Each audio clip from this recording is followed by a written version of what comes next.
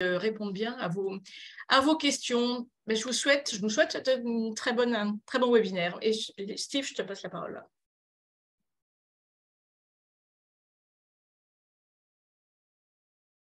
Voilà. Merci beaucoup Anne-Laure pour cette introduction très complète. Donc effectivement, Steve Lewis, je travaille à la Chambre régionale de l'économie sociale et solidaire. Notre but, c'est de contribuer au développement des structures de l'ESS, de promouvoir les solutions qu'elles peuvent porter dans les territoires.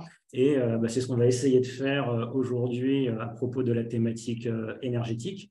On espère mettre en valeur l'activité des structures de l'ESS sur l'énergie, que ce soit sur la production d'énergie renouvelable, comme ça a été évoqué, mais peut-être aussi pour donner des leviers avec une temporalité d'efficacité à plus court terme, peut-être aussi de montrer en quoi les structures de l'ESS peuvent être des partenaires pour mieux maîtriser sa consommation énergétique, pour aller peut-être vers plus de sobriété. Essayer d'agir en amont, avant d'essayer de mieux produire, essayer peut-être d'en consommer un petit peu moins ou alors d'en consommer mieux. Voilà, donc le programme vous a été déjà détaillé par Anne-Laure. Je dois préciser que le webinaire est enregistré. On vous fournira après par mail le support de présentation. Comme ça a déjà été rappelé aussi, merci de couper vos micros. On va essayer d'avoir des temps de questions. Si le déroulé se passe comme prévu, on devrait avoir un petit peu de temps pour vous permettre de poser des questions à l'oral. N'hésitez pas au cours des présentations à poser vos questions par écrit dans le chat. Comme ça, on les fera remonter aux intervenants si on a une petite minute à la fin de leur présentation. Donc voilà, n'hésitez pas. On est plusieurs à surveiller le chat pour faire remonter vos questions et les poser aux intervenants si on en a le temps. Donc voilà, du coup, sans plus tarder, je vais passer la parole à Claire Florette de l'ADEME Île-de-France qui, avant d'en arriver aux solutions de l'ESS, va faire un petit cadrage technique sur les enjeux énergétiques en Île-de-France.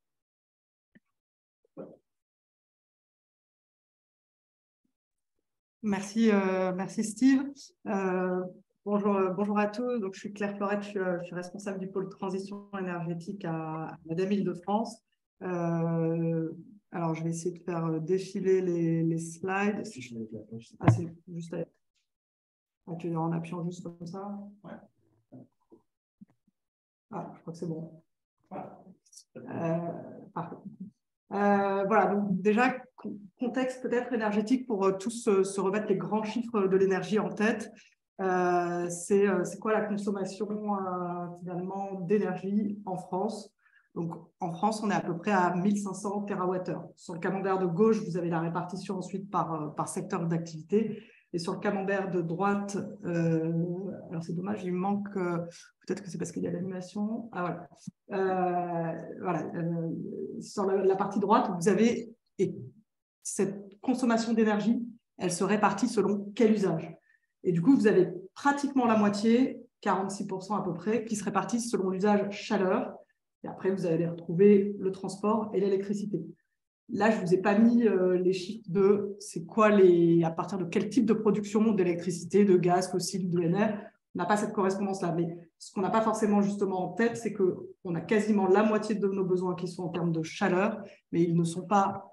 Il y a une partie de ces besoins en chaleur qui sont fournis par notamment de l'électricité, du gaz, du fossile, des ENR, des produits pétroliers. Voilà, donc ça, c'est un chiffre intéressant que je trouvais à partager avec vous. Je vous ai évoqué ces 1500 TWh à l'échelle de la France. Là, on est en Île-de-France, donc le grand chiffre à retenir en termes de consommation en France, c'est un petit peu moins de 200 TWh de consommation. Une spécificité qu'on a en Île-de-France, et normalement, ce n'est pas une surprise si vous connaissez un peu le secteur, c'est que par rapport à d'autres régions, ça va être surtout l'angle du bâtiment, le résidentiel et le tertiaire, qui va être le plus consommateur d'énergie, à hauteur de 68%. J'ai mis les sources à chaque fois. Ça, c'est des sources qui viennent du ROSE. Le ROSE, ça veut dire Réseau d'observatoires statistiques de l'énergie, et c'est un réseau dans lequel vous allez retrouver les acteurs institutionnels, la région, la DRIUAT, les services de l'État, l'ADEME, l'AREC, l'Institut Paris Région, également des fournisseurs d'énergie. Sur ce graphique-là, on retrouve l'évolution de cette consommation, mais avec une base 100. L'idée étant, avec les effets corrigés du climat, l'idée là est de voir où on en est par rapport à un exercice régional que certains d'entre vous connaissent ou pas, qui a le doux nom de SRCAE pour Schéma Régional Climat Air Énergie. On avait un objectif d'atteindre à 2020 moins 15% de consommation d'énergie par rapport à l'année 2005. On a la réponse pour 2019, on a quasiment 2020, mais on voit qu'on ne va sans doute pas y arriver puisqu'on est à moins 15% par rapport à ce qui était prévu. Donc, le rouge, c'était ce qu'on visait. Le bleu, c'est nous, l'Île-de-France. Et le vert, c'est la France. Là, on a parlé des consommations d'énergie. Et là, c'est l'angle, les émissions de gaz à effet de serre qui sont associées finalement à ces consommations. Donc, le chiffre en lui-même, ce n'est pas forcément le chiffre en lui-même qu'il faut regarder, mais c'est le poids que finalement a d'avoir des énergies qui sont carbonées ou décarbonées. Finalement, c'est ça qui est intéressant. Et pareil, là, je vous ai remis quel était l'objectif SRCAE et où est-ce qu'on en est par rapport à cet objectif. Donc, on retrouve le secteur quand même du tertiaire et du résidentiel, à 17 et 30%. Mais c'est un poids un peu moindre que tout à l'heure où on était à 68%, si vous avez bien suivi. Sur ce graphe-là, c'est pour parler un petit peu de production d'énergie renouvelable. Et là, on retrouve les trois types, chaleur, électricité et gaz, en Île-de-France. Donc, en Île-de-France, on a produit en 2020 à peu près un peu plus de 17 TWh. Et ce qu'on voit, c'est que c'est principalement de la chaleur, mais il y a quand même un petit peu d'électricité et un petit peu de gaz qui vous sera évoqué tout à l'heure. Là, c'est pour donner un peu plus de détails de la couverture de ces productions de chaleur, d'électricité et de gaz par rapport aux consommations respectives de chaleur, électricité et gaz. Alors, un point, quand on discute du coup collectivité, que vous êtes, on va faire un petit focus sur vos chiffres à vous et notamment par rapport au patrimoine. Oui, bonjour. Excusez-moi, j'ai... Est-ce que vous pouvez couper votre micro? C'est peut-être fait. Donc, par rapport aux chiffres du patrimoine, donc les collectivités, vous représentez 15 à 20% du patrimoine immobilier français. Ça, c'est un chiffre intéressant à avoir en tête. Pour les collectivités, alors je ne sais pas si vous arrivez bien à lire, mais qui sont entre 70 000 et 100 000 habitants, c'est 8% de votre budget qui est consacré à la gestion de ce patrimoine. Et après, il peut y avoir la typologie, mais ça vous le savez mieux que moi, de vos bâtiments qui peut être très divers, en allant des bâtiments administratifs, des bâtiments scolaires, des bâtiments même de vacances qui ne sont pas forcément sur votre territoire d'ailleurs.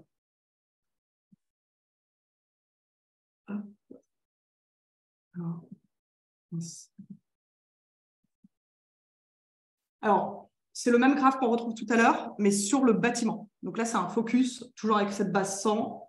Et donc là, on voit par rapport à d'ailleurs tout à l'heure, on voit qu'on est un peu plus éloigné que le chiffre global. Si vous regardez la courbe bleue, qui est pour les bâtiments, on avait un objectif d'être à moins 17%. Et en 2019, on n'est qu'à moins 6%. Donc, on voit pour l'instant qu'on n'est pas vraiment dans la tendance. Là, je vais vous parler du coup d'une démarche qu'on a mise en place suite à ce SRCAE qui a été fait en 2012. Il a été voté en 2012. C'est un exercice qui était État et région. Il y a eu une évaluation l'an dernier et là, il y a une révision qui a lieu en ce moment. Et suite à ce SRCAE, il y a une prise de conscience d'objectifs à mettre en œuvre et surtout une priorisation des énergies renouvelables à faire les unes par rapport aux autres. En fait, c'est dans un objectif collectif, donc là je suis sur les énergies renouvelables plutôt thermiques, dans un objectif collectif de mobiliser au mieux tout le potentiel d'énergie qu'on peut avoir. C'est-à-dire que quand on parle d'énergie renouvelable thermique, je vais vous afficher le petit schéma, on parle de récupération de chaleur, de chaleur fatale. Ça parle ou ça ne parle pas aux gens. On parle de géothermie de surface, géothermie profonde. On parle de biomasse, de solaire. Voilà, comment se placent ces énergies les unes par rapport aux autres? Y en a-t-il une à privilégier plutôt qu'une autre? Donc, la réponse est oui. Sachant qu'avant de parler d'énergie renouvelable, la première chose qu'on fait, et du coup, vous voyez l'ordre de ce schéma, vous avez un qui s'appelle réduire. C'est à chaque fois qu'on discute avec une ville, un acteur public, privé, à l'échelle d'un bâtiment, d'un quartier ou de la ville entière, on commence toujours par discuter de l'aspect réduire. Donc, l'angle sobriété, efficacité énergétique. Qu'est-ce qui a été fait sur le bâtiment? Qu'est-ce que fait la ville sur ses propres bâtiments, sur les copropriétés, les bailleurs sociaux, le tertiaire, privé, voilà. Qu'est-ce qu'elle mène comme action sur ces sujets-là, en termes de sobriété et d'efficacité énergétique? Ensuite, si on est à l'échelle d'un bâtiment, on va s'intéresser, savoir est-ce qu'il y a un réseau de chaleur qui passe à côté. Je vous expliquerai tout à l'heure qu'est-ce que c'est. L'idée, c'est de mutualiser les moyens de production et de distribution. Pourquoi? Parce que si chaque bâtiment fait sa propre chaufferie à son échelle, il va la prévoir pour le pic, donc pour le maximum, et finalement, vous allez avoir une multitude du coup, de chaufferies les unes à côté des autres, dans des bâtiments les uns à côté des autres, et dimensionnés pour le max. Donc voilà, on a un manque de rationalisation à la fois des matières premières, du coup, pour construire ces chaufferies, et également du coup des moyens énergétiques. Donc, on va considérer que c'est plus vertueux de se raccorder à un réseau de chaleur, d'autant plus quand il est alimenté par des énergies renouvelables. Et après, vous allez retrouver cette priorisation que certains d'entre vous, je pense, doivent connaître. On va d'abord favoriser la récupération de chaleur à proximité, parce que si vous avez une usine d'incinération, une station d'épuration, c'est parfois plusieurs dizaines de millions d'euros. Cet équipement, il est là. Il n'est pas à 10 km ou à 15 km. Donc, cette chaleur, elle est existante, elle est à privilégier. Si vous n'en avez pas, par contre, vous avez peut-être la possibilité de mobiliser de la géothermie de surface ou de la géothermie profonde. Vous allez mobiliser l'un ou l'autre selon si vous êtes à l'échelle d'un seul bâtiment ou à l'échelle d'une ville. Et donc, on va privilégier d'abord la géothermie à la biomasse. Pourquoi? Parce qu'on va considérer que la biomasse, le bois, il peut faire 10 km, 50 km dans un camion, alors que la géothermie, peut-être que pour des contraintes géologiques, techniques, vous ne pourrez pas la faire ailleurs. Donc, voilà cette priorisation qu'on a pu établir et sur laquelle je pourrais vous présenter du coup les dispositifs qu'on a au sein de l'ADEME, avec certains focus sur la partie réduction et sur la partie de manière générale énergie renouvelable. Donc là, je vais pouvoir passer la parole à Enercop puis Énergie Partagée, qui vont plus, je crois, du coup, vous parler de l'angle électricité, PV notamment, mais peut-être qu'il y aura un peu de chaleur renouvelable évoqué par Énergie Partagée, qui est un angle que côté ADEME, à la fois national et Île-de-France, on souhaite développer. On souhaite développer la chaleur renouvelable citoyenne. Aujourd'hui, l'électricité renouvelable citoyenne commence à être bien développée, mais voilà, on souhaite voir qu'est-ce qui peut être fait sur cet angle-là. Donc, si vous, collectivité, vous êtes intéressés, on ne va pas hésiter à vous manifester.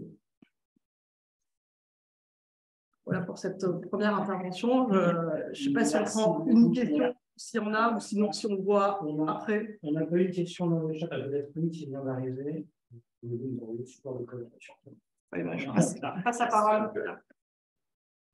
Merci beaucoup. Merci Steve. Alors, est-ce que je suis dans la caméra là plus? Merci Steve de nous avoir invités. Merci à Club des collectivités de nous avoir invités. Alors, moi, je m'appelle Florian Bertin. Je travaille pour la coopérative d'électricité Enercop et je serai accompagné de Sophie, qui, elle, est en visio, puisqu'elle n'habite pas à Paris. Elle se situe dans le nord-est, qui, elle, va vous parler un peu plus des aspects sobriété et efficacité au sein de la coopérative Enercop, là où moi, je vais plus parler de la production d'énergie renouvelable, principalement en PV, mais on fait également de l'éolien.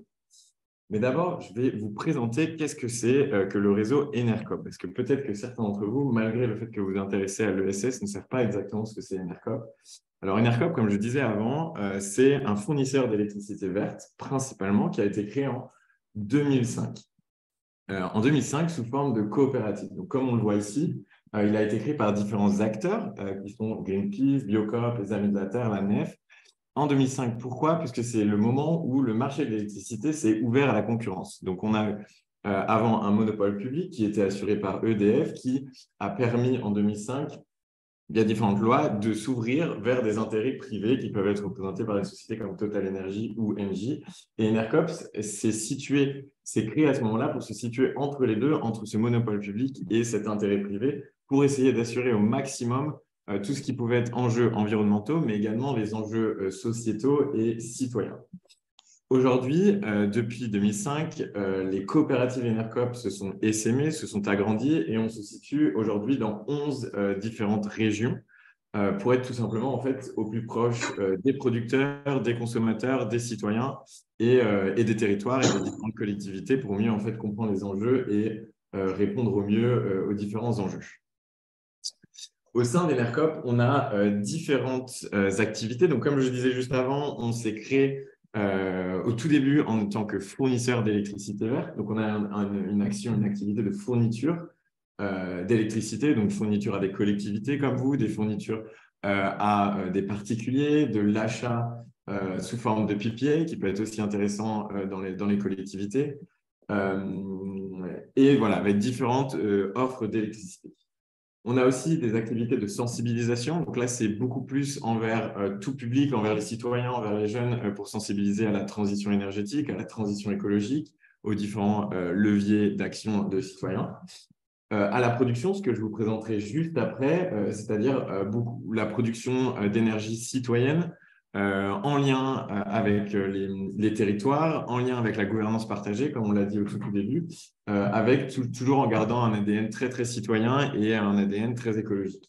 Mais voilà, ça, je décrirai juste après également. Et ensuite, une dernière activité qui est une activité plus de bureau d'études et de formation. Donc, bureau d'études dans les énergies renouvelables. On a plusieurs corps de métier, que ce soit le photovoltaïque, l'éolien, la géothermie, un petit peu de biomasse également. Et ça, Sophie va pouvoir nous décrire un peu plus. Rapidement, en quelques chiffres, Enercop, c'est 94 000 compteurs clients. Donc, ça, c'est pour la partie vraiment fourniture. On a 61 000 sociétaires. Donc, sociétariat, je vais expliquer un peu plus juste après qu'est-ce que c'est de par de notre statut coopératif. 243 salariés répartis dans les 11 coopératives, comme je le disais juste avant. Et pour la partie vraiment production, approvisionnement d'électricité, aujourd'hui, on a des contrats avec 447 producteurs. Donc, c'est des chiffres qui datent de janvier 2023 pour à peu près 346 mégawatts installés. Au niveau de l'approvisionnement, on va avoir principalement, on peut le voir sur la petite carte, il y a différentes couleurs. C'est vrai que vous voyez peut-être un peu moins, mais on va avoir beaucoup de solaire, d'éolien et un petit peu d'hydro. Le modèle coopératif, qu'est-ce que c'est? Donc, en fait, Enercop, quand ça a été créé, ça s'est créé sous un statut qu'on appelle le statut SCIC, donc le statut SIC aussi, qui est Société coopérative d'intérêt collectif. L'intérêt collectif, en fait, va se faire tout simplement via ce qu'on va appeler le multisociétariat, c'est-à-dire qu'il n'y a pas d'actionnariat au sein d'Enercop, mais tout simplement plein de sociétaires. Et les sociétaires, c'est qui? C'est toutes les parties prenantes de la coopérative. Donc, ça va être nos producteurs d'électricité, ça va être nos consommateurs, ça va être nos salariés, ça va être les différents collèges en quelque sorte. Pardon, excusez-moi. Et l'idée, c'est de faire jouer ces différentes parties prenantes pour tout ce qui va être beaucoup plus stratégie de la coopérative. Et donc, comme je disais juste avant, on a 61 000 sociétaires et donc 61 000 personnes qui ont un mot à dire dans nos prises de décision stratégiques et donc de faire en sorte que Enercop suive toujours ce qu'on appelle l'intérêt collectif. Et également, on a voilà, une idée de une personne égale une loi.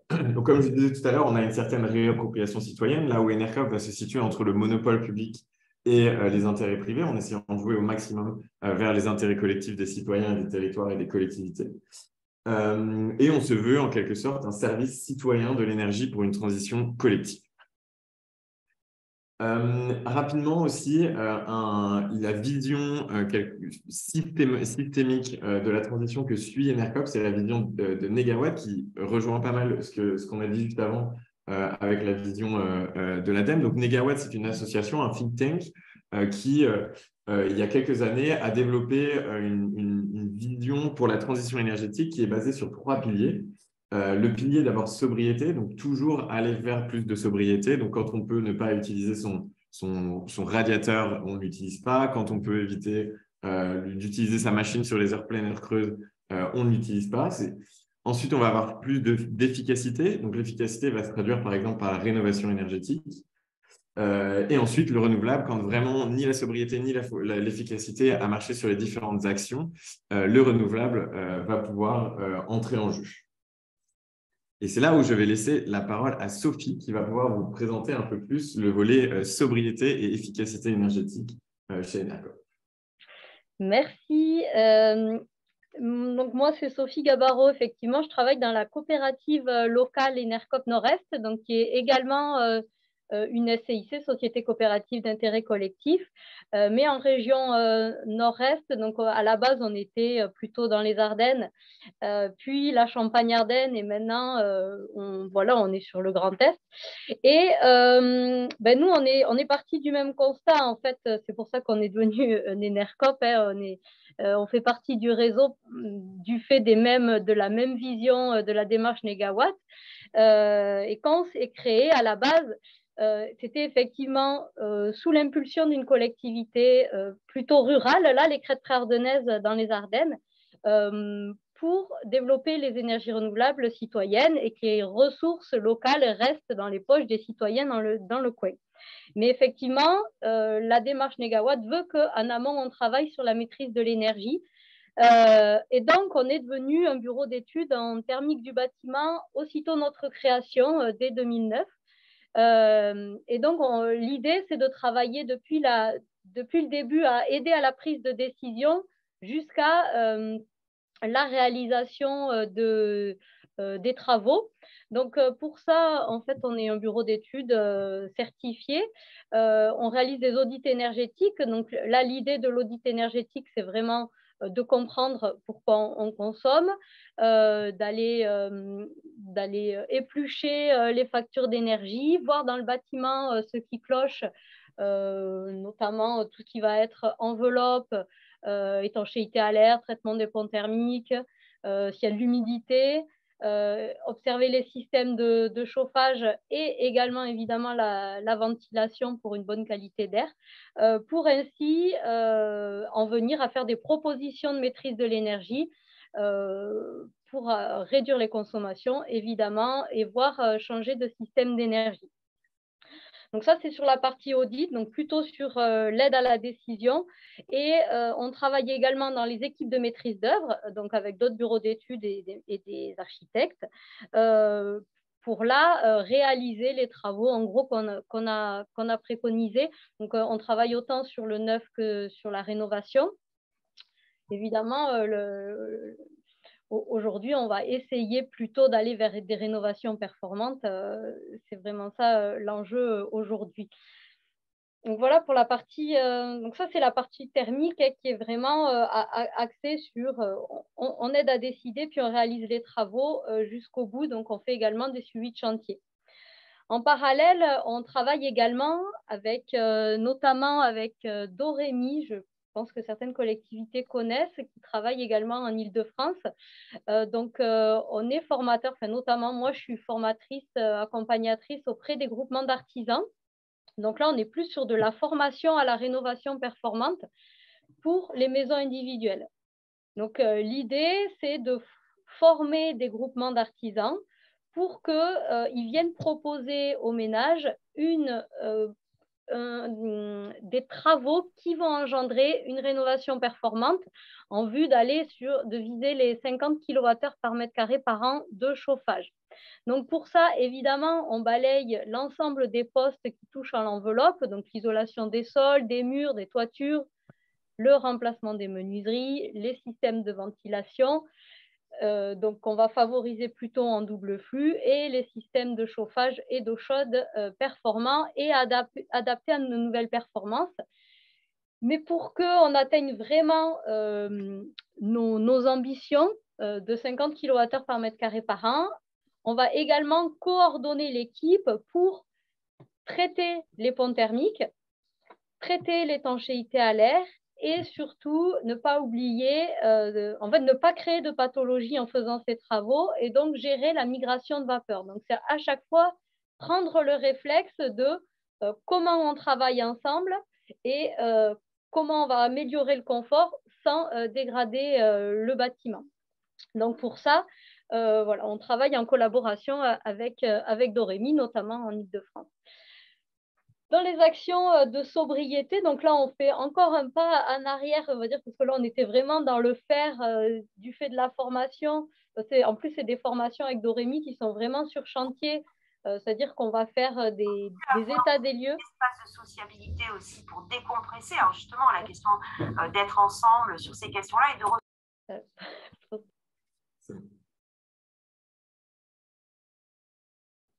Oups, on a coupé mon micro. C'est pas moi. On fait un pas en arrière parce que je disais quand on travaille avec Dorémy, on est vraiment sur chantier puisque l'état des lieux se fait sur le ménage et après on va accompagner les chantiers pour que les travaux se réalisent conformément au programme de travaux qu'on a envisagé. Mais tout avant ça, on travaille également avec la coopérative sur la sensibilisation. Alors notamment, on a pu proposer des petits ateliers webinaires sur la maîtrise de l'énergie. Donc ça, autant nous en Nord-Est que les autres coopératives locales et Enercop nationale. Ce qu'on avait fait, donc ça c'est plutôt la partie atelier webinaire, ce qu'on avait fait aussi en grand test, notamment dans les débuts de la coopérative, c'est mettre en place des achats groupés pour des appareils, voilà, pour acheter des équipements économes. On était parti sur des équipements économes en eau et électriques et qu'on avait fait pour nos sociétaires. Voilà, c'était des actions qui avaient pas mal marché.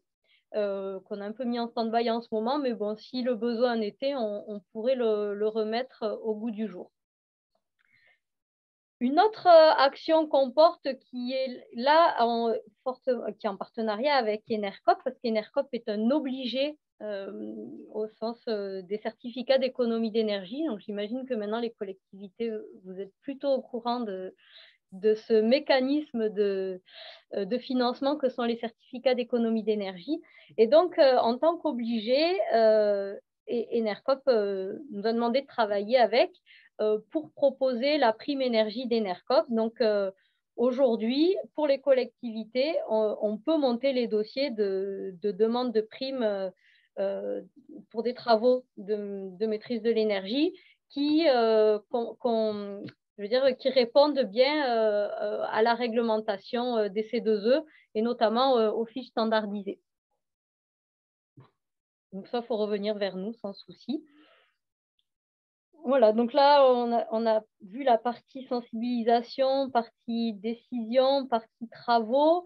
Et puis, là, on va aller plutôt sur la production. Alors, nous, on est plutôt bureau d'études, donc c'est-à-dire qu'on fait des études de faisabilité en solaire, photovoltaïque, donc que ce soit en autoconsommation ou en vente en totalité. On en fait également, on commence également à en faire pour de l'autoconsommation collective.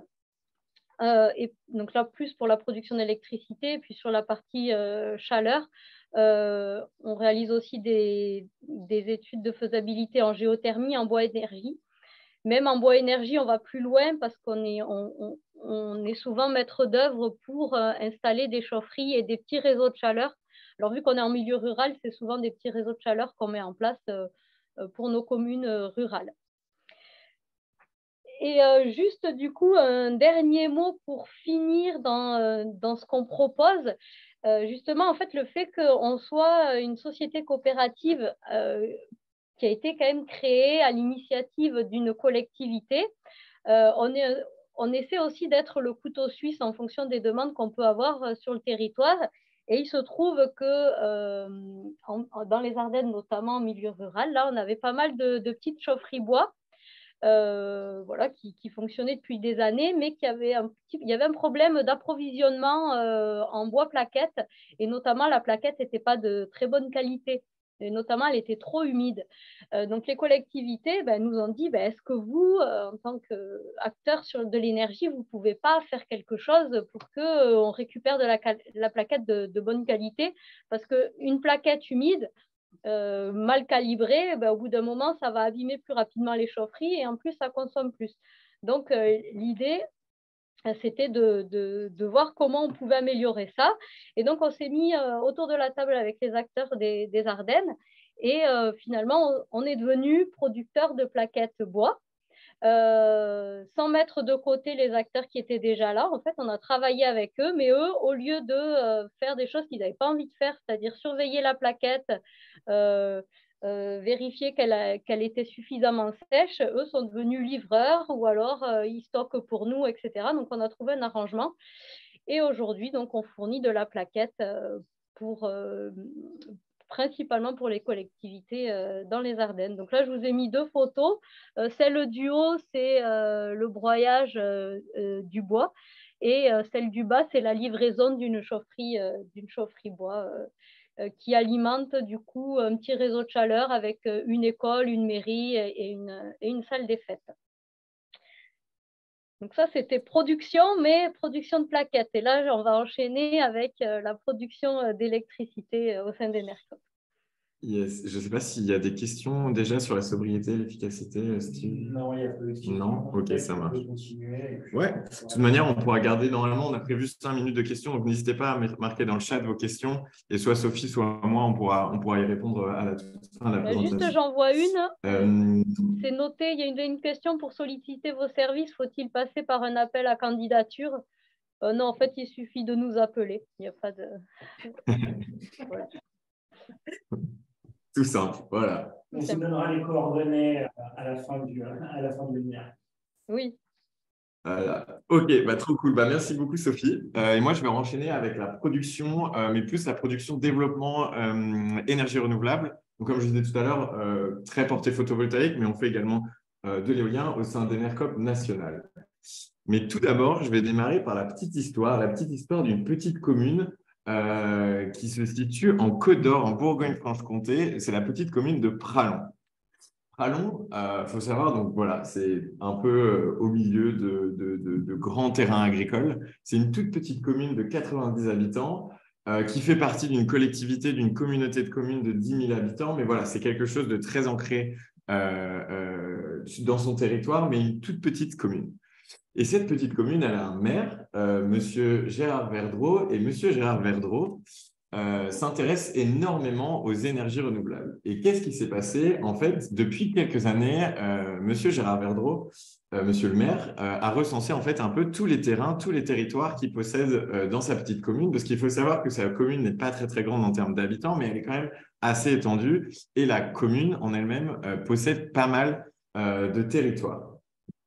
L'année dernière, tout simplement, il a repéré en fait un terrain qui n'avait pas d'utilité agricole, qui avait en fait même pas du tout de potentiel agronomique, qui était très peu utilisé puisqu'en fait il utilisait uniquement pour faire paître à un ami de la commune. Enfin voilà, c'était pas quelque chose de très juridiquement légal. Et donc, il s'est dit, pourquoi pas utiliser ce terrain, ce territoire pour en faire quelque chose.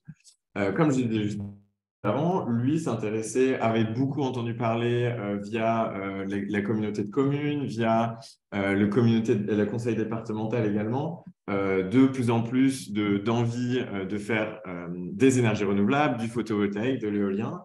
Et donc, il s'est rapproché tout simplement de la SEM, donc le syndicat d'énergie mixte de la Côte d'Or Énergie, pour savoir ce qui était possible. D'un autre côté, il a contacté Enercop pour voir en fait qu'est-ce qu'on pouvait faire de ce terrain, comment ça pouvait se passer, comment se passerait le développement, les choses comme ça. Et nous, on s'est tout simplement rapproché aussi des acteurs locaux, donc de la SEM locale, de la communauté de communes, également de SMER, pour essayer de voir au mieux comment implanter un projet sur son territoire et pour que ce soit accepté par le plus grand nombre et que ce soit le plus en accord avec les principes de la mairie et les principes des citoyens. Ce qui s'est passé, c'est qu'en août 2022, on a statué sur notre souhait de vouloir enchaîner de vouloir développer un projet d'énergie renouvelable sur ce terrain. Et on a développé une convention de partenariat avec la SEM, ainsi que la mairie pour, encore une fois, garder cette idée de gouvernance partagée sur le projet et d'ancrage local par la SEM qui, elle, est située à Dijon. Et Dijon se situe à peu près 30 minutes de voiture de Prague. Ce qui fait que depuis novembre 2022, sur ce petit territoire, sur cette petite collectivité, uniquement par un souhait d'un maire, on y développe maintenant un projet solaire de 4,1 MW crête, en gouvernance partagée avec les citoyens, en gouvernance partagée avec la mairie, et avec un souhait d'une construction à partir de avril 2024, sachant que cette électricité, en fait, serait utilisée dans une espèce de circuit de boucle locale d'énergie, donc restituée au plus proche du territoire, puisque c'est le souhait d'Enercop et c'est aussi le souhait qu'avait la mairie en contactant Enercop.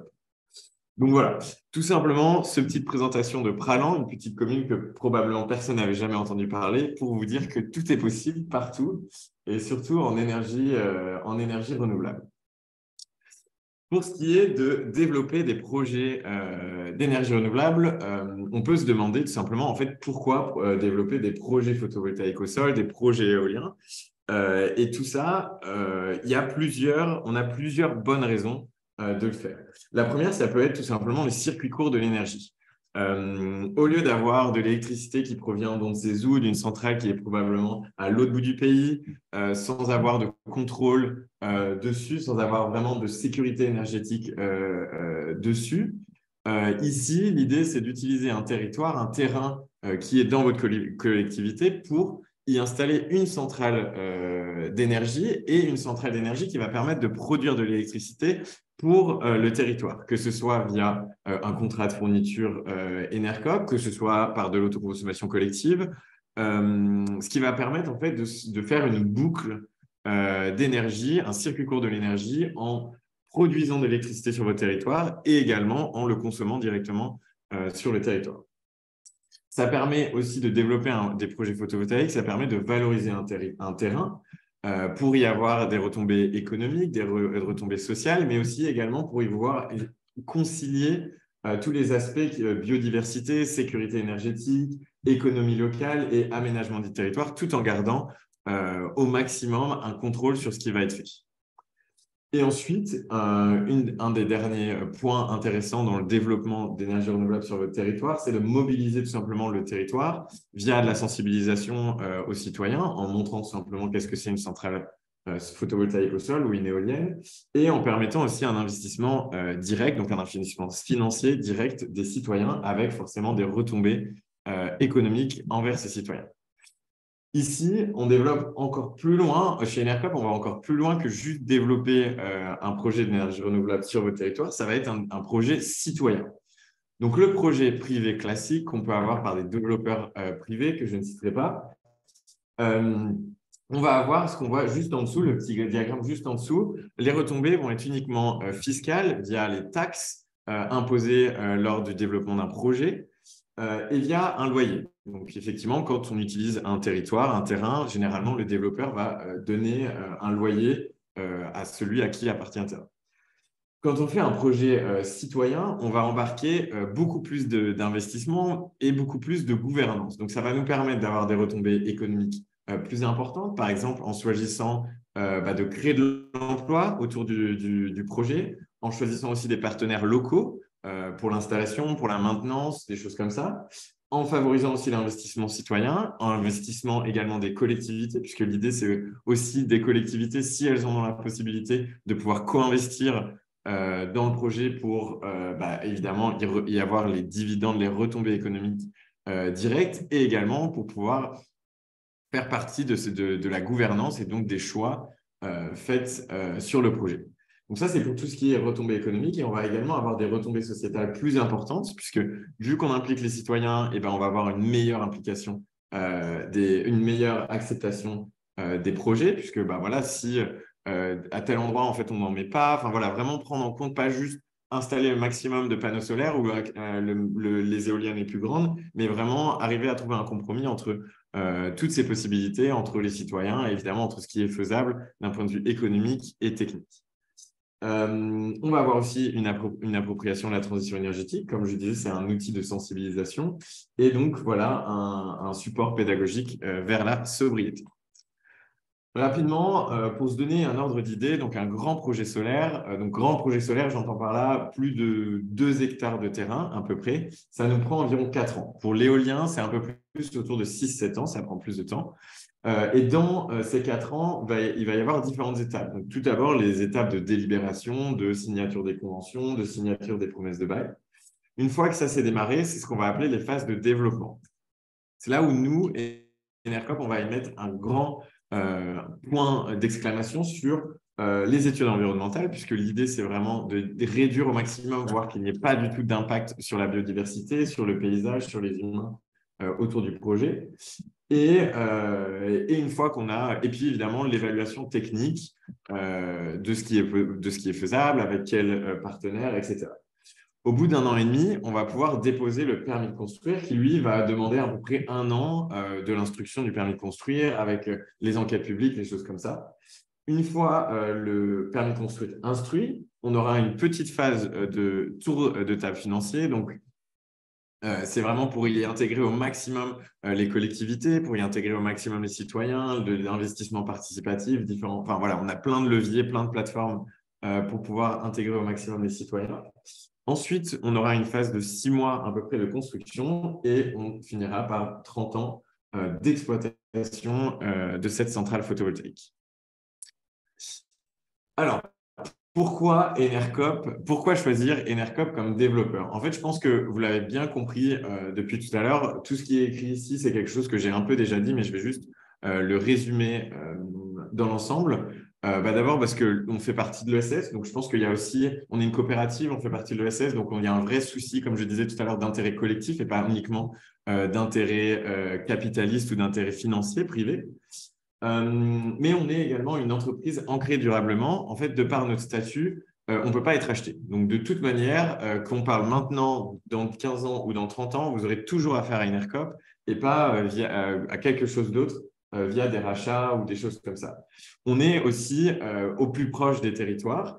Ici, tout simplement, on est basé en Île-de-France, mais si, par exemple, un projet a lieu en Languedoc-Roussillon, en fait, il y a des experts en Languedoc-Roussillon. Si c'est en Nord-Est, comme on le voyait avec Sophie, voilà, il y a une coopérative. Donc, c'est une entreprise qui est ancrée durablement au plus proche du territoire. On propose aussi sur l'ensemble de nos projets toujours une gouvernance locale et partagée. Donc, voilà, je ne vais pas relancer la chose, mais l'idée, c'est vraiment d'ouvrir le capital et donc de permettre au plus grand nombre de donner son avis sur le projet. On va permettre un financement citoyen et local, des retombées économiques maximisées. Donc, comme je disais juste avant, une des retombées qui peuvent être 2 à 3 fois plus importantes pour le territoire et les citoyens, et un circuit court de l'énergie. Donc, comme je disais tout à l'heure, tout simplement consommer l'électricité qui est produite ici en une espèce de boucle locale d'énergie. Ensuite, pour ce qui est des projets autosolaires de grande puissance en Île-de-France, donc c'est vrai que nous, ce qu'on appelle la grande puissance, c'est des terrains qui peuvent être à peu près de 2 hectares ou plus, qui vont nous permettre d'y installer des projets comme on peut le voir sur la photo juste à droite. On va forcément privilégier des terrains qui vont être délaissés ou dégradés, donc c'est-à-dire des anciennes friches, des carrières, des zones ZAC inexploitées, des choses comme ça, parce que c'est des terrains qui aujourd'hui ne peuvent pas être utilisés pour de nombreuses activités, notamment agricoles. Et donc, quitte à ce qu'on ait ces terrains non utilisés, autant y mettre de la production d'énergie renouvelable, plus l'impact en fait, de cette centrale va être minimisé au maximum, puisque l'impact a déjà eu lieu sur ces terrains. Ensuite, pareil pour la distance au réseau. Donc, on a de la chance en Île-de-France, finalement, le réseau est à peu près partout. Donc, ça, ce n'est pas trop une condition qui s'applique en Île-de-France, mais qui peut s'appliquer dans d'autres régions. Et donc, l'idée, voilà, comme je disais tout à l'heure, c'est vraiment de créer des projets de territoire en lien avec vous, les collectivités. Donc, pour tout ce qui va être le modèle économique, qui va avoir un maximum de retombées économiques sur le territoire, un co-développement qui va être ouvert et permettre un achat de l'électricité en PPA, par ENERCOP, mais qui est également faisable selon études et selon besoin en appel d'offres de la CRE. Rapidement, voilà, deux autres exemples. Comme je disais juste avant, ce qui nous intéresse pas mal, c'est les friches. Donc ici, c'est un projet qui a lieu en Languedoc-Roussillon, donc via l'Enercop Languedoc-Roussillon, qui est en fait une ancienne mine de plomb qui faisait à peu près 3-4 hectares sur lesquels on installe. Actuellement, ils sont en phase d'instruction de permis de construire pour y installer 2,5 MW crête de panneaux solaires. Et donc, dans ce cas-là, effectivement, c'était un peu le terrain idéal, comme on le voit sur les photos. Peut-être que vous ne le voyez pas trop bien, mais vraiment, c'est un terrain où il n'y a aucune capacité agricole. On ne peut rien y faire. Même la construction n'a aucun intérêt là-dessus. C'est vraiment un terrain délaissé sur lequel il est facile d'y intégrer une production d'énergie renouvelable. Ensuite, voilà, le dernier slide, c'était juste pour montrer un peu en fait, nos différents partenaires qu'on a en Île-de-France. Que ce soit pour la fourniture, que ce soit sur les différents services, que ce soit pour la discussion aussi de développement de projets renouvelables. Donc, on a voilà, des conseils, le conseil régional, des différents conseils départementaux, différentes mairies. Donc, on est à peu près capable de discuter avec beaucoup de collectivités et beaucoup de types de collectivités et de comprendre à peu près les enjeux et les besoins de ces différentes collectivités. Voilà pour la partie production d'énergie renouvelable en Île-de-France. Et je ne sais pas si on peut passer aux questions. Eh ben, on a une question dans le chat. N'hésitez pas à en poser d'autres dans le chat. Il y a un petit peu de temps. La question, c'est, vous parlez de projets solaires au sol uniquement. Qu'en est-il en milieu urbain dense? Pression foncière, mais disponibilité des toitures, équipement public par exemple, etc. Effectivement. Alors, en fait, ici, il y a un intérêt pour Enercop de se joindre à ce genre de projet, mais plus sur la fonction vraiment bureau d'études et de laisser en fait la place à ce que nous, on a appelé et que Mamadou va sûrement expliquer mieux, donc tout ce qui est collectif citoyen. Donc, il y en a un, notamment dans la ville de Paris, qui développe pas mal de projets de ce style-là et qui travaille avec nous chez Enercop, mais beaucoup moins sur les phases de développement et beaucoup plus sur les phases de bureau d'études. Donc, voilà, sur la partie, effectivement, ville de Paris et toiture, nous, on peut venir, mais on ne va pas forcément venir en tant que développeur avec des investissements conséquents, mais plus sur des activités support de bureau d'études. Voilà. Je ne sais pas si on a une autre question. Bon, je vois pas d'autres questions. Alors peut-être je peux en rajouter une pour Sophie sur les aspects un petit peu plus sobriété. Donc du coup, c'est possible pour des collectivités en Île-de-France de vous appeler si elles souhaitent être accompagnées par Enercop. Vous pensez, Sophie, que c'est quoi les démarches prioritaires sur l'énergie que doit adopter une collectivité? Est-ce qu'il faut d'abord essayer de bien recenser tous ces bâtiments? Est-ce qu'il faut passer beaucoup de temps sur le diagnostic? Est-ce qu'il faut faire émerger des projets assez rapidement? D'après votre expérience, une collectivité, elle devrait commencer par quoi plutôt? C'est une bonne question parce que en fait, moi, je pense que c'est un peu en fonction de ce qu'on avait déjà envie de faire sur le territoire. Par exemple, certaines collectivités pensent d'abord réseau de chaleur. Du coup, évidemment, on voit déjà les bâtiments à raccorder et qu'est-ce qu'on peut faire pour améliorer le bâtiment en vue de développer un réseau de chaleur. Mais évidemment, on se pose toujours la question en amont quelles économies on peut faire sur le bâtiment. C'est vrai qu'on est régulièrement sollicité pour changer d'énergie. Et en fait, des fois, on a du mal à vendre une étude de faisabilité bois, par exemple, ou géothermie, tant qu'on n'a pas mis en place un plan de maîtrise de l'énergie, que ce soit d'un point de vue potentiel d'économie d'énergie, ne pas tuer le gisement, réduire au maximum ses besoins et après changer le système de chauffage. Après, si on ne sait pas du tout d'où partir, moi, je pense peut-être qu'il y a deux choses. Soit on regarde les chiffres et on se dit quel est le plus consommateur et on trie un peu comme ça. Ou alors, on voit aussi celui qui est le plus utilisé et où on a des retours d'inconfort pour essayer aussi d'améliorer la vie des occupants. Parce qu'effectivement, quand on fait des travaux de maîtrise de l'énergie, on ne va pas juste actionner le levier financier, mais on va aussi, ça va permettre également d'améliorer le quotidien des personnes qui occupent les bâtiments. Je ne sais pas si j'ai répondu à la question. Merci. Ouais. Sophie, si, et de plusieurs manières même.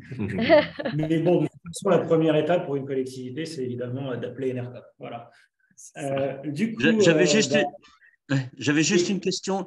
Je n'ai pas été assez prompt pour la mettre par écrit. Enfin, il y a une controverse quand même assez forte par rapport au développement du solaire au sol, avec le risque de voir disparaître des terres agricoles de manière importante.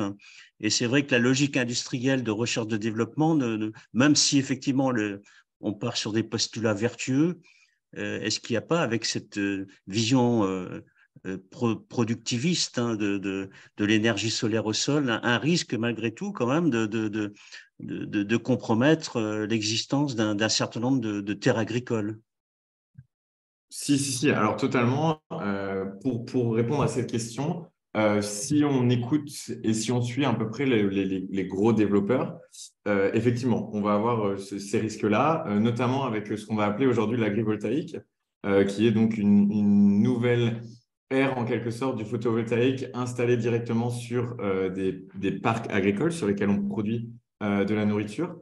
Alors, effectivement, il faut faire attention. Si un développeur vient voir une collectivité en disant on veut mettre 40 hectares de panneaux photovoltaïques, vous pouvez être sûr que vous rentrez dans ce que Michel disait, de risque de perdre de la biodiversité, de perdre de l'indépendance alimentaire, des choses comme ça. Là, ENERCOP ne va jamais se positionner sur des projets aussi gros. On n'y voit aucun intérêt. De toute manière, quand un terrain fait plus de 10 hectares, nous, l'idée, ce n'est pas de prendre les 10 hectares pour y mettre totalement des panneaux photovoltaïques, mais bien évidemment de réfléchir quelle est la meilleure chose à faire pour permettre toujours une indépendance alimentaire. Et évidemment, via les études, notamment des études des chambres d'agriculture. Là, le terrain que je parlais de Pralon, en fait, la chambre d'agriculture est venue directement sur le terrain en disant, de toute manière, ce terrain ne peut pas être utilisé pour l'agriculture, donc il ne sert à rien. Donc l'idée, c'est vraiment, quand on se pose la question au sein d'une collectivité de pouvoir potentiellement y installer des panneaux photovoltaïques, c'est de vérifier effectivement qu'il n'y a pas d'autre solution et qu'il n'y a rien d'autre à faire sur ce terrain et d'éviter de mettre à disposition 30 hectares juste pour pouvoir mettre un maximum de panneaux photovoltaïques pour faire un maximum d'argent. En fait, l'idée, c'est derrière d'avoir un vrai projet qui peut être agricole, qui peut être agrivoltaïque, mais en gardant l'aspect agricole le plus important pour évidemment ne pas perdre aucunement toutes ces questions-là qui sont prioritaires sur la spéculation foncière de l'énergie renouvelable. Voilà. Merci beaucoup. C'est vrai qu'il faut faire attention à ces questions de concurrence dans l'usage des sols. Et c'est bien que ça a été soulevé parce que ça nous arrive aussi de faire intervenir Terre de Liens en webinaire. Ils sont très attentifs notamment à ce type de questions et ils ont bien raison. Du coup, on va enchaîner avec Mamourou Samassi pour énergie partagée Île-de-France. Qui va venir nous parler des collectifs d'énergie citoyenne, suite à quoi Michel Souillac, qui faisait l'intervention précédente, viendra illustrer avec l'implication de la ville de Fresnes, dont il est conseiller municipal, de l'implication de la ville de Fresnes dans un collectif d'énergie citoyenne.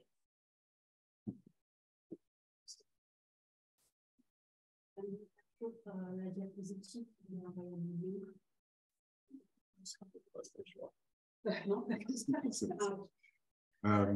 bonjour à tous. Alors, je ferme les quelques fenêtres de questions et d'interventions que j'ai là. Non, juste. Non, rien. En fait, il est en speed. Si tu veux passer les diapos, tu fais juste ça. Ah oui, ok. Attends.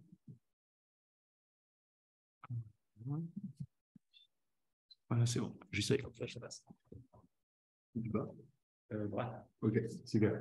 Donc, bonjour à tous. Mamourou, je travaille chez Énergie Partagée Association où je suis en charge du réseau Île-de-France. Je vais commencer par une petite présentation de ce qu'est énergie partagée, puisqu'on a été beaucoup cité pendant les différentes interventions. Donc, énergie partagée, c'est une organisation qui est structurée en deux branches. Une branche associative qui promeut et accompagne les projets d'énergie citoyenne, notamment au niveau de l'animation, et une branche coopérative qui se charge de l'investissement dans les projets d'énergie renouvelable citoyens. Cette branche coopérative dispose notamment d'un outil de collecte d'épargne qu'elle réinvestit ensuite dans les projets citoyens. En gros, chez nous, un projet d'énergie renouvelable est découpé en 4 grandes phases. Il y a la phase d'émergence, la phase de développement, la phase d'installation et puis la phase d'exploitation. Sur la phase d'émergence, vous allez plutôt avoir comme interlocuteur énergie partagée association. Et ensuite, sur les 3 phases qui vont venir après, donc développement, investissement, installation et puis exploitation, vous aurez plutôt énergie partagée coopérative. On parle pas mal d'énergie citoyenne. Qu'est-ce que c'est? Alors, en 2021, Énergie Partagée a mis au jour un label de l'énergie citoyenne donc, qui permet de certifier à partir d'un certain nombre de critères qu'un projet est bel et bien citoyen. Parce qu'au-delà de l'usage du terme de façon générique, c'était important pour nous de préciser ce qu'il y avait derrière. Et donc, un projet d'énergie citoyenne, chez nous, s'articule autour de 5 grands axes. Je ne vais pas vous développer les 5 axes, je vais en prendre plutôt que 2. Par exemple, celui de l'investissement public et citoyen. Qu'est-ce qu'on entend par là? On entend que lorsqu'il y a un projet d'énergie renouvelable sur un territoire, il y a plusieurs façons de le financer, ou plutôt de le cofinancer. Une des premières façons, ça peut être d'aller voir les citoyens qui habitent le territoire, faire une levée de fonds, voir dans quelle mesure est-ce qu'ils sont capables de contribuer financièrement au projet, au capital du projet. Donc ça, c'est une première approche. Il peut y avoir aussi des collectivités qui participent financièrement au projet. Et puis, comme je vous le disais précédemment, Énergie Partagée dispose d'un outil de collecte d'épargne. Et donc, à travers cet outil, nous, on peut représenter l'intérêt public au sein des projets. C'est ce qu'on appelle la participation intermédiaire. Et ces 3 façons de participer financièrement au projet, donc la participation citoyenne directe, intermédiaire à travers énergie partagée ou via les collectivités, ne s'excluent pas l'une des autres, elles peuvent être complémentaires au sein d'un projet. Et par participation financière, on entend participation au capital, ce qui nous amène sur l'autre axe qui fait qu'on considère qu'un projet est citoyen, c'est la gouvernance. Grosso modo, nous, on considère que pour qu'un projet soit qualifié de citoyen, il faut qu'au moins 40% de ses parts soient entre les mains des acteurs publics. Donc, comme je vous le disais tout à l'heure, soit la participation intermédiaire, soit les citoyens directement, ou soit la collectivité. Ces 40%, c'est ce qui permet, dans la plupart des cas, d'avoir ce qu'on appelle une minorité de blocage ou un droit de veto, c'est-à-dire pour les acteurs publics, notamment les collectivités, être en capacité de participer réellement à la prise de décision, notamment sur les éléments structurants et stratégiques du projet, et pas que la gouvernance du projet soit entre les mains des acteurs privés qui peuvent avoir des intérêts qui sont parfois divergents de ceux des collectivités ou en tout cas des acteurs publics.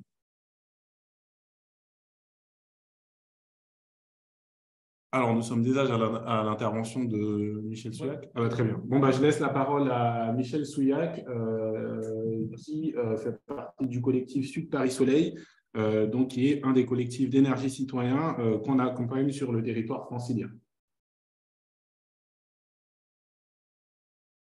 Voilà, je mets mon micro, ce sera mieux. Oui, donc je vous remercie.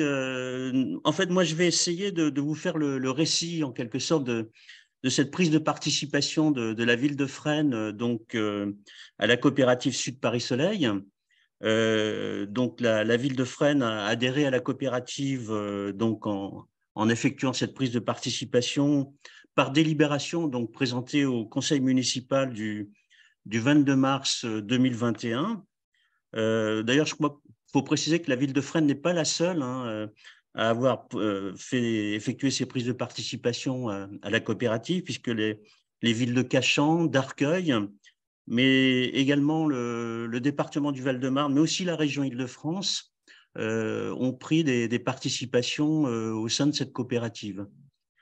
Voilà, ça a été un peu dit. Sud Paris Soleil, c'est donc une SIC créée à Cachan en novembre 2015, année de la COP 21. Donc voilà, ça a du sens.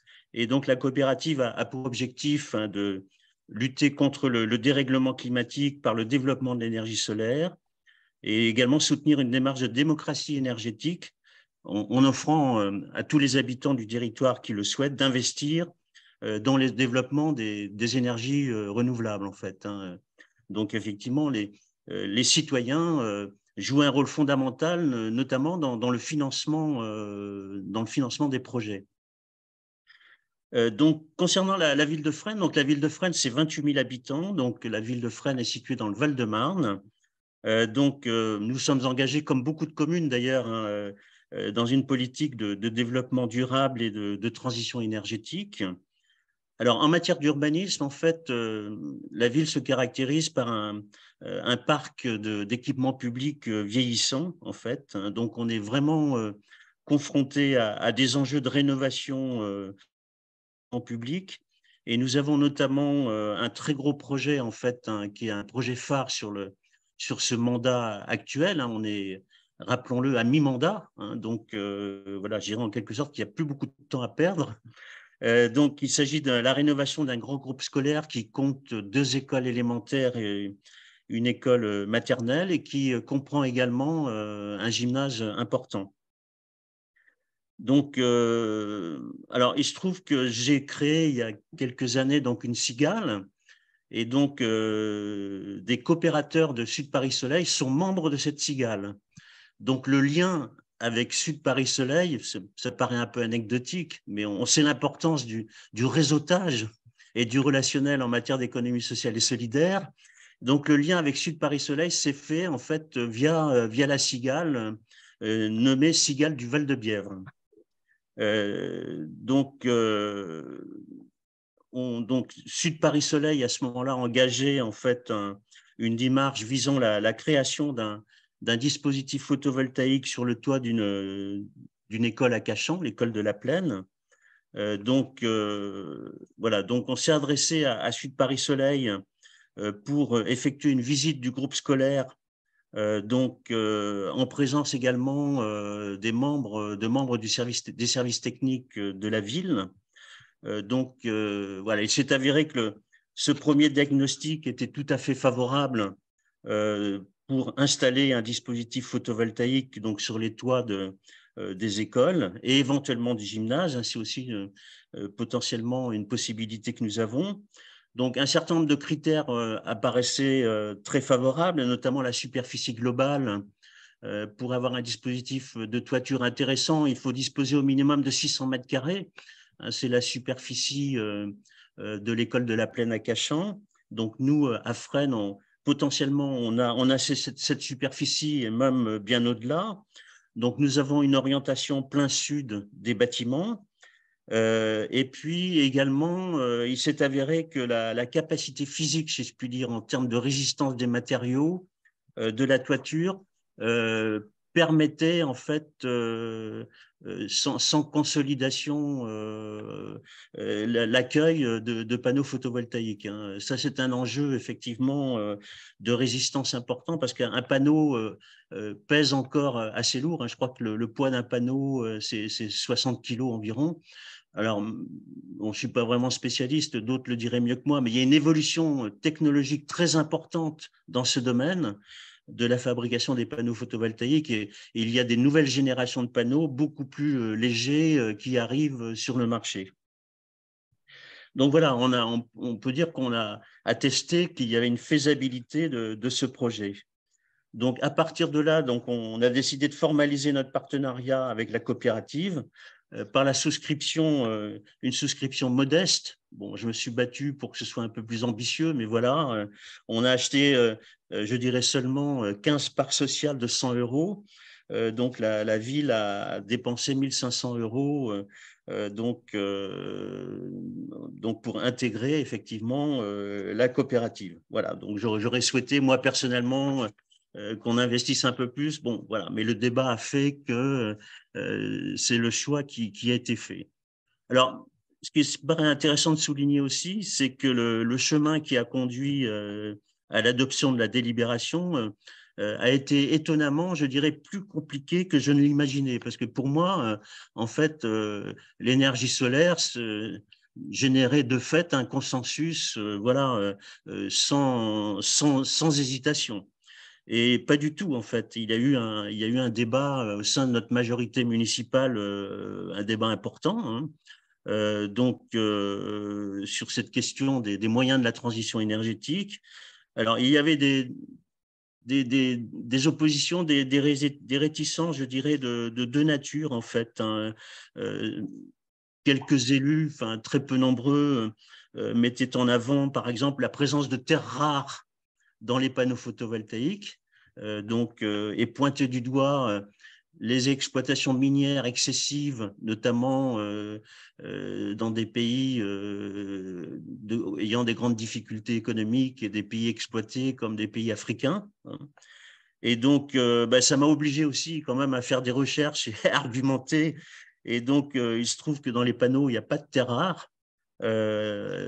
Par contre, dans les téléphones portables, il y a des terres rares. Donc, de manière un peu provocatrice, j'ai invité mes collègues à se débarrasser de leur téléphone portable et donc et à considérer que les panneaux photovoltaïques, et de ce point de vue-là, étaient plus vertueux, en fait.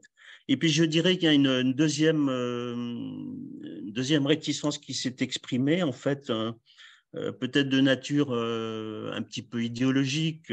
Un groupe politique, en fait, ne voyait pas l'intérêt d'élargir le mix énergétique à l'énergie solaire, en fait, hein. C'est un groupe qui est totalement centré sur le nucléaire.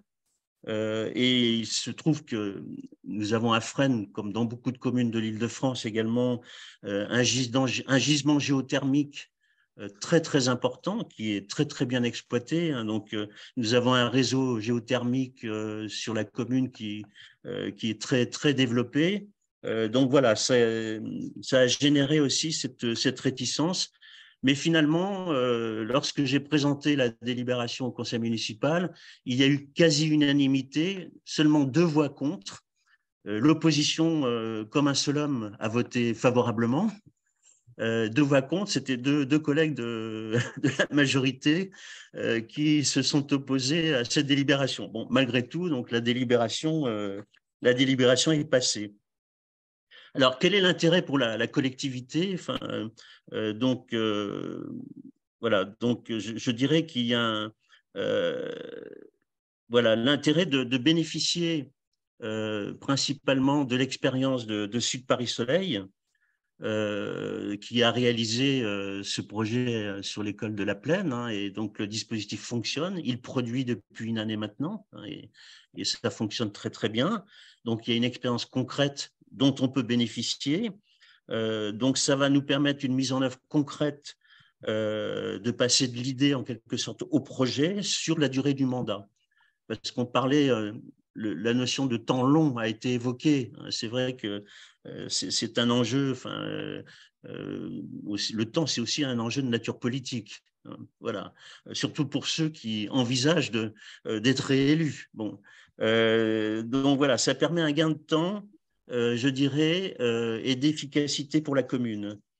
Voilà, ça me paraît être un point essentiel. Bénéficier de cette expertise, de ce savoir-faire. Il y a une modélisation qui a été mise en place et nous pouvons en tirer profit, voilà, adopter ce modèle par rapport à notre propre projet. Et l'autre aspect qui me paraît intéressant, c'est que cette prise de participation, il se trouve qu'on a un réseau associatif, mais comme dans beaucoup de villes très, très développées, avec beaucoup de personnes engagées, hein, beaucoup de militants, en fait, hein, militants écologistes, hein, de la transition énergétique. Et donc, en fait, cette prise de participation a généré une dynamique locale et a conduit à la création d'une association qui s'appelle Fresnes Soleil Énergie. Donc, c'est une association qui s'est donnée pour objectif donc, l'association compte 20 adhérents pour le moment, donc elle est l'interlocutrice de la commune, mais aussi des bailleurs sociaux, mais aussi de propriétaires individuels, en fait. Hein. Donc, il joue un rôle de conseil, en fait, hein, auprès de ces différents acteurs. Il joue un rôle de sensibilisation lors de différents événements, donc la fête de la nature, lors des fêtes de l'été, lors du forum des associations. Donc, ils sont présents lors de tous ces événements et ils sensibilisent la population donc à ce qu'est l'énergie solaire.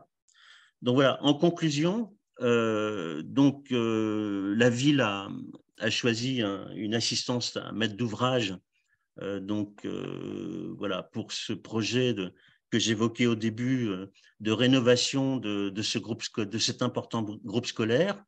Et donc, dans la programmation du projet, donc, on a officialisé effectivement la réalisation du dispositif photovoltaïque. Voilà, j'espère que j'ai été clair suffisamment et je vous ai apporté suffisamment d'informations sur cette aventure locale. Voilà, par rapport à la prise de participation au sein de la coopérative Sud Paris Soleil. Merci beaucoup, Monsieur Souillac. Si vous avez des questions pour Michel Souillac, n'hésitez pas à les poser dans le chat. On va laisser Mamourou reprendre sur l'énergie citoyenne et après on aura un petit peu de temps pour répondre à vos questions et puis on aura la dernière séquence avec les dispositifs d'accompagnement proposés par l'ADEME aux collectivités.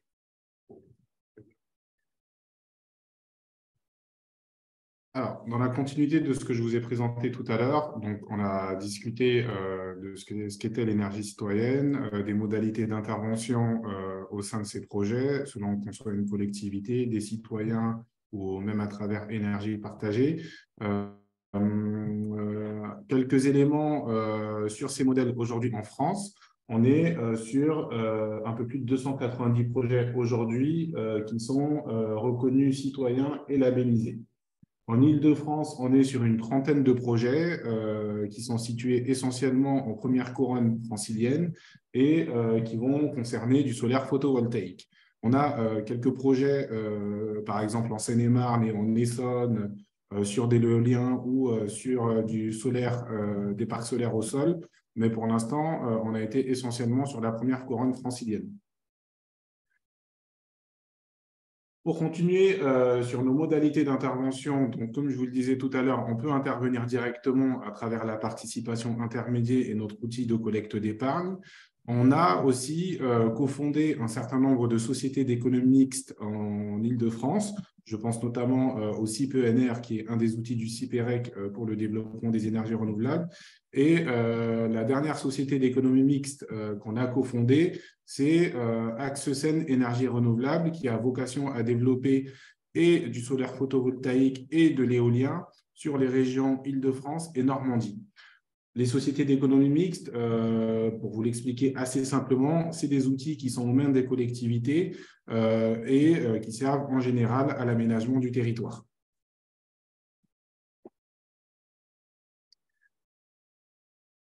Quelques éléments sur nos perspectives 2023, mais pour mieux les comprendre, je reviens un peu en arrière donc sur l'année 2021, et ce qui explique en partie les chantiers qu'on a en perspective donc, pour cette année.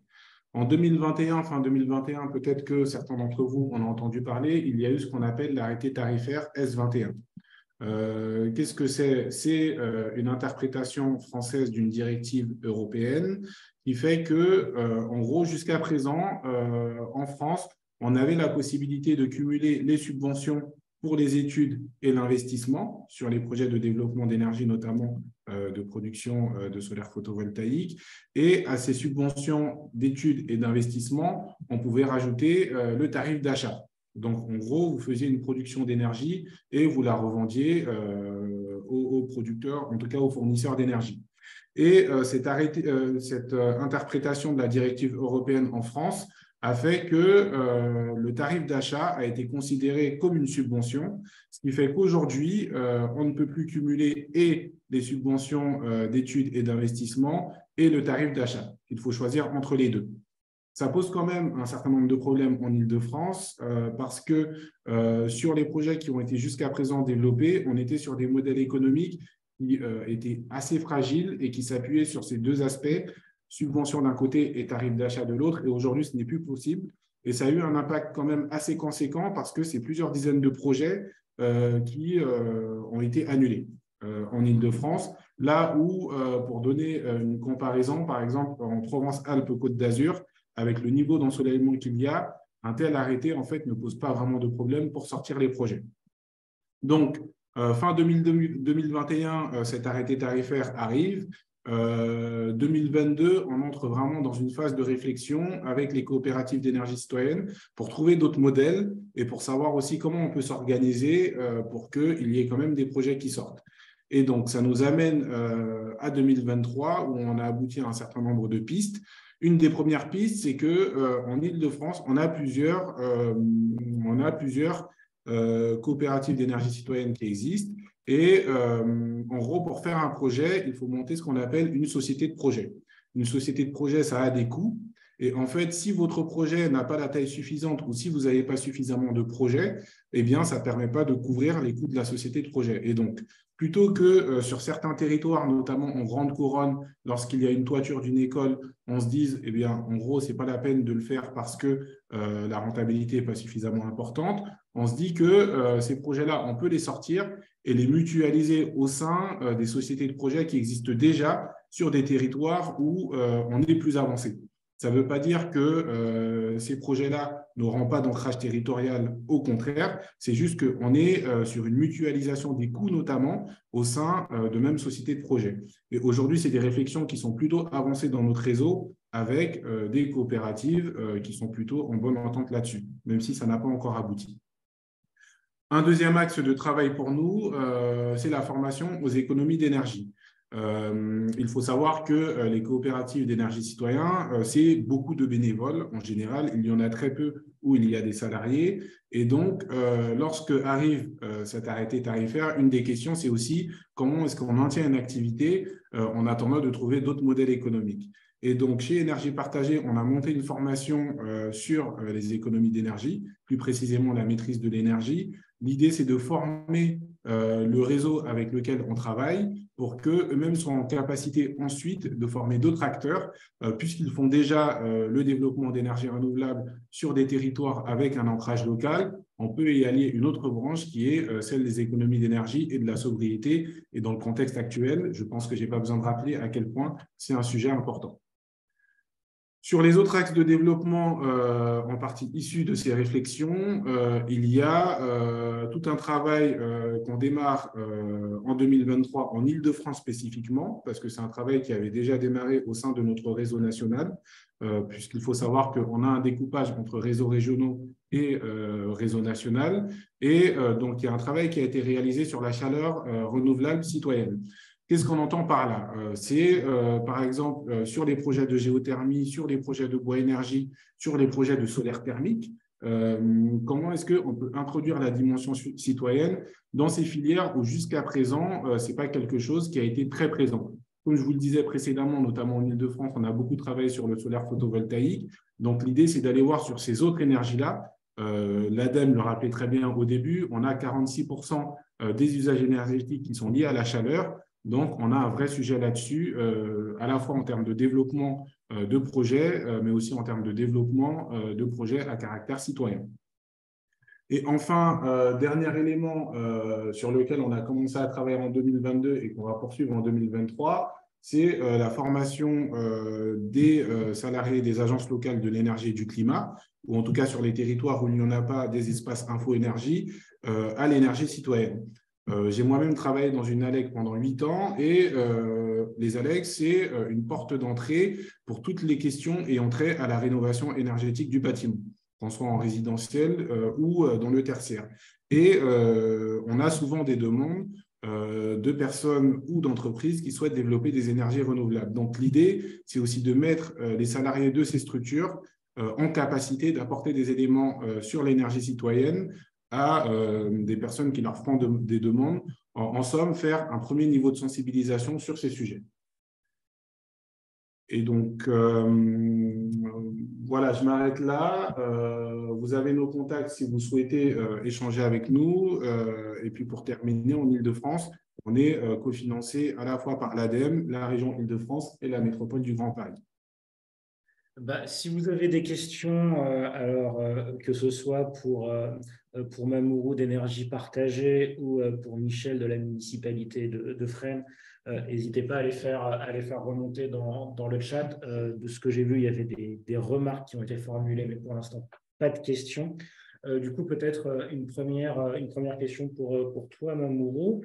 Si une collectivité veut travailler sur cette question des énergies citoyennes, alors que ce soit de l'électricité ou peut-être bientôt de la chaleur, la production de chaleur citoyenne, ça serait super.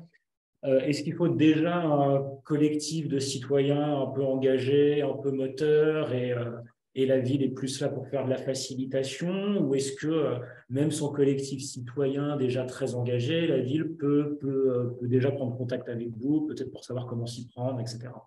Oui, alors la réponse est plutôt dans la deuxième partie que tu as formulée. Il n'y a pas besoin d'avoir un collectif citoyen de créer.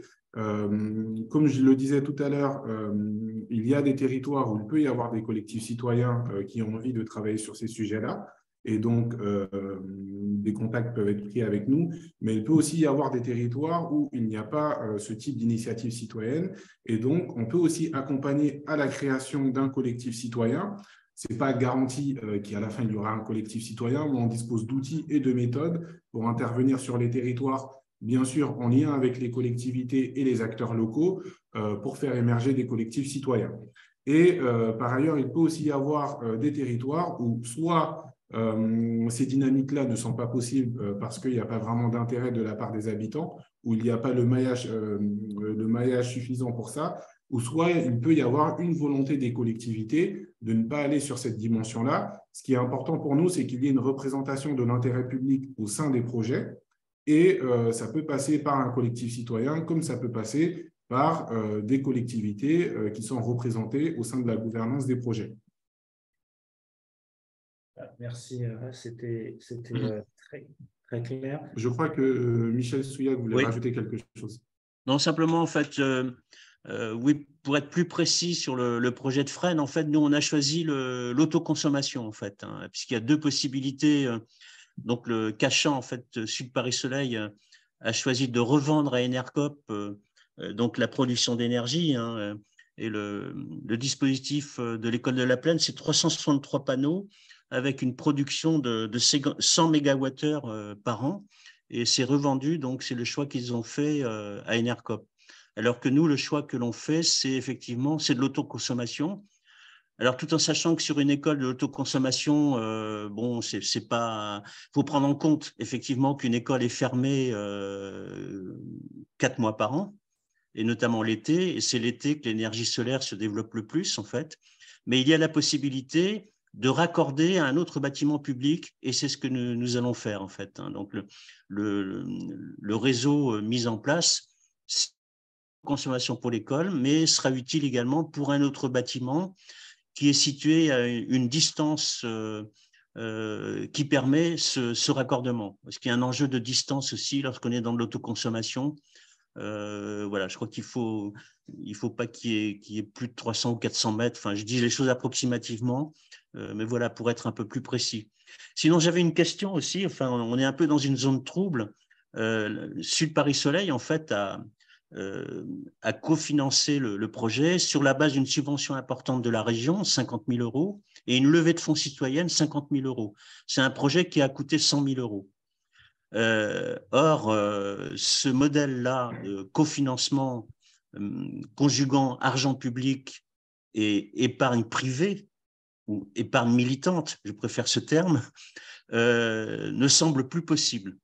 Et il semblerait, j'en suis même sûr, que la Commission européenne a mis son veto sur la possibilité de reconduire de tels modèles de cofinancement conjuguant donc argent public et argent privé.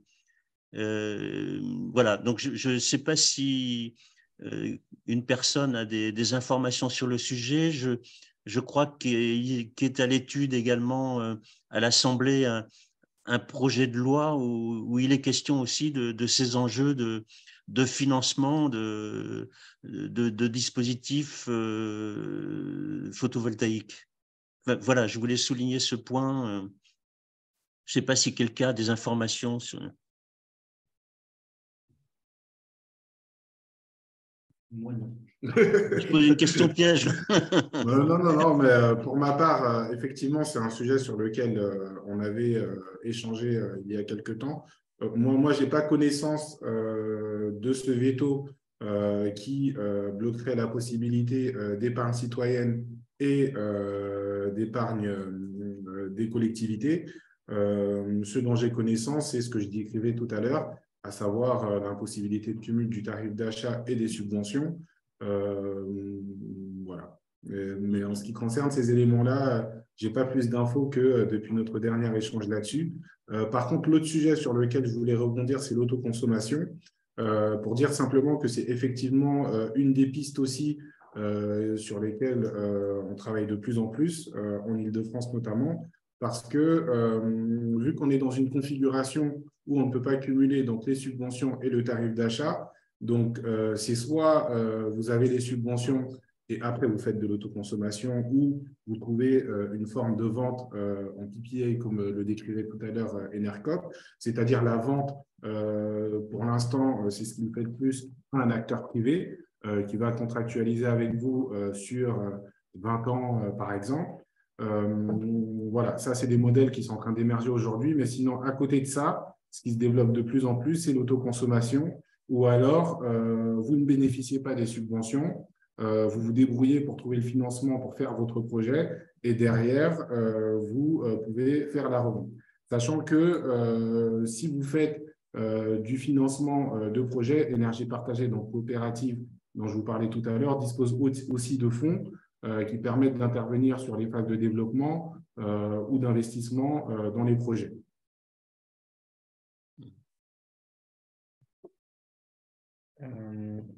Alors, je ne vois pas de nouvelles questions. Je peux peut-être en rajouter une dernière avant qu'on passe à la séquence finale. Donc, effectivement, il y a cet arrêté, enfin, l'interprétation qui a été faite de cet arrêté tarifaire qui a, on va dire, remodelé le modèle des centrales citoyennes avec l'impossibilité, comme tu le disais, de cumuler à la fois des subventions d'investissement d'un côté et de l'autre côté de bénéficier du tarif de rachat. Mais est-ce qu'aujourd'hui, avec la hausse du prix de l'électricité, ce tarif de rachat, il aurait été encore intéressant pour les centrales électriques citoyennes, ou est-ce que le prix de l'énergie augmente tellement que finalement le tarif de rachat n'est plus une si bonne opération que ça? Alors aujourd'hui, par exemple, sur certains projets où des collectivités s'étaient engagées avec l'idée de revendre l'énergie, il y a une toute autre réflexion parce qu'effectivement, le coût de l'énergie est devenu tel que, en fait, faire de l'autoconsommation, dans beaucoup de cas, c'est devenu beaucoup plus intéressant que de faire de la revente, compte tenu du tarif d'achat. Donc effectivement, ce modèle où on était surtout sur de la revente, c'est aujourd'hui remis en question par le contexte énergétique.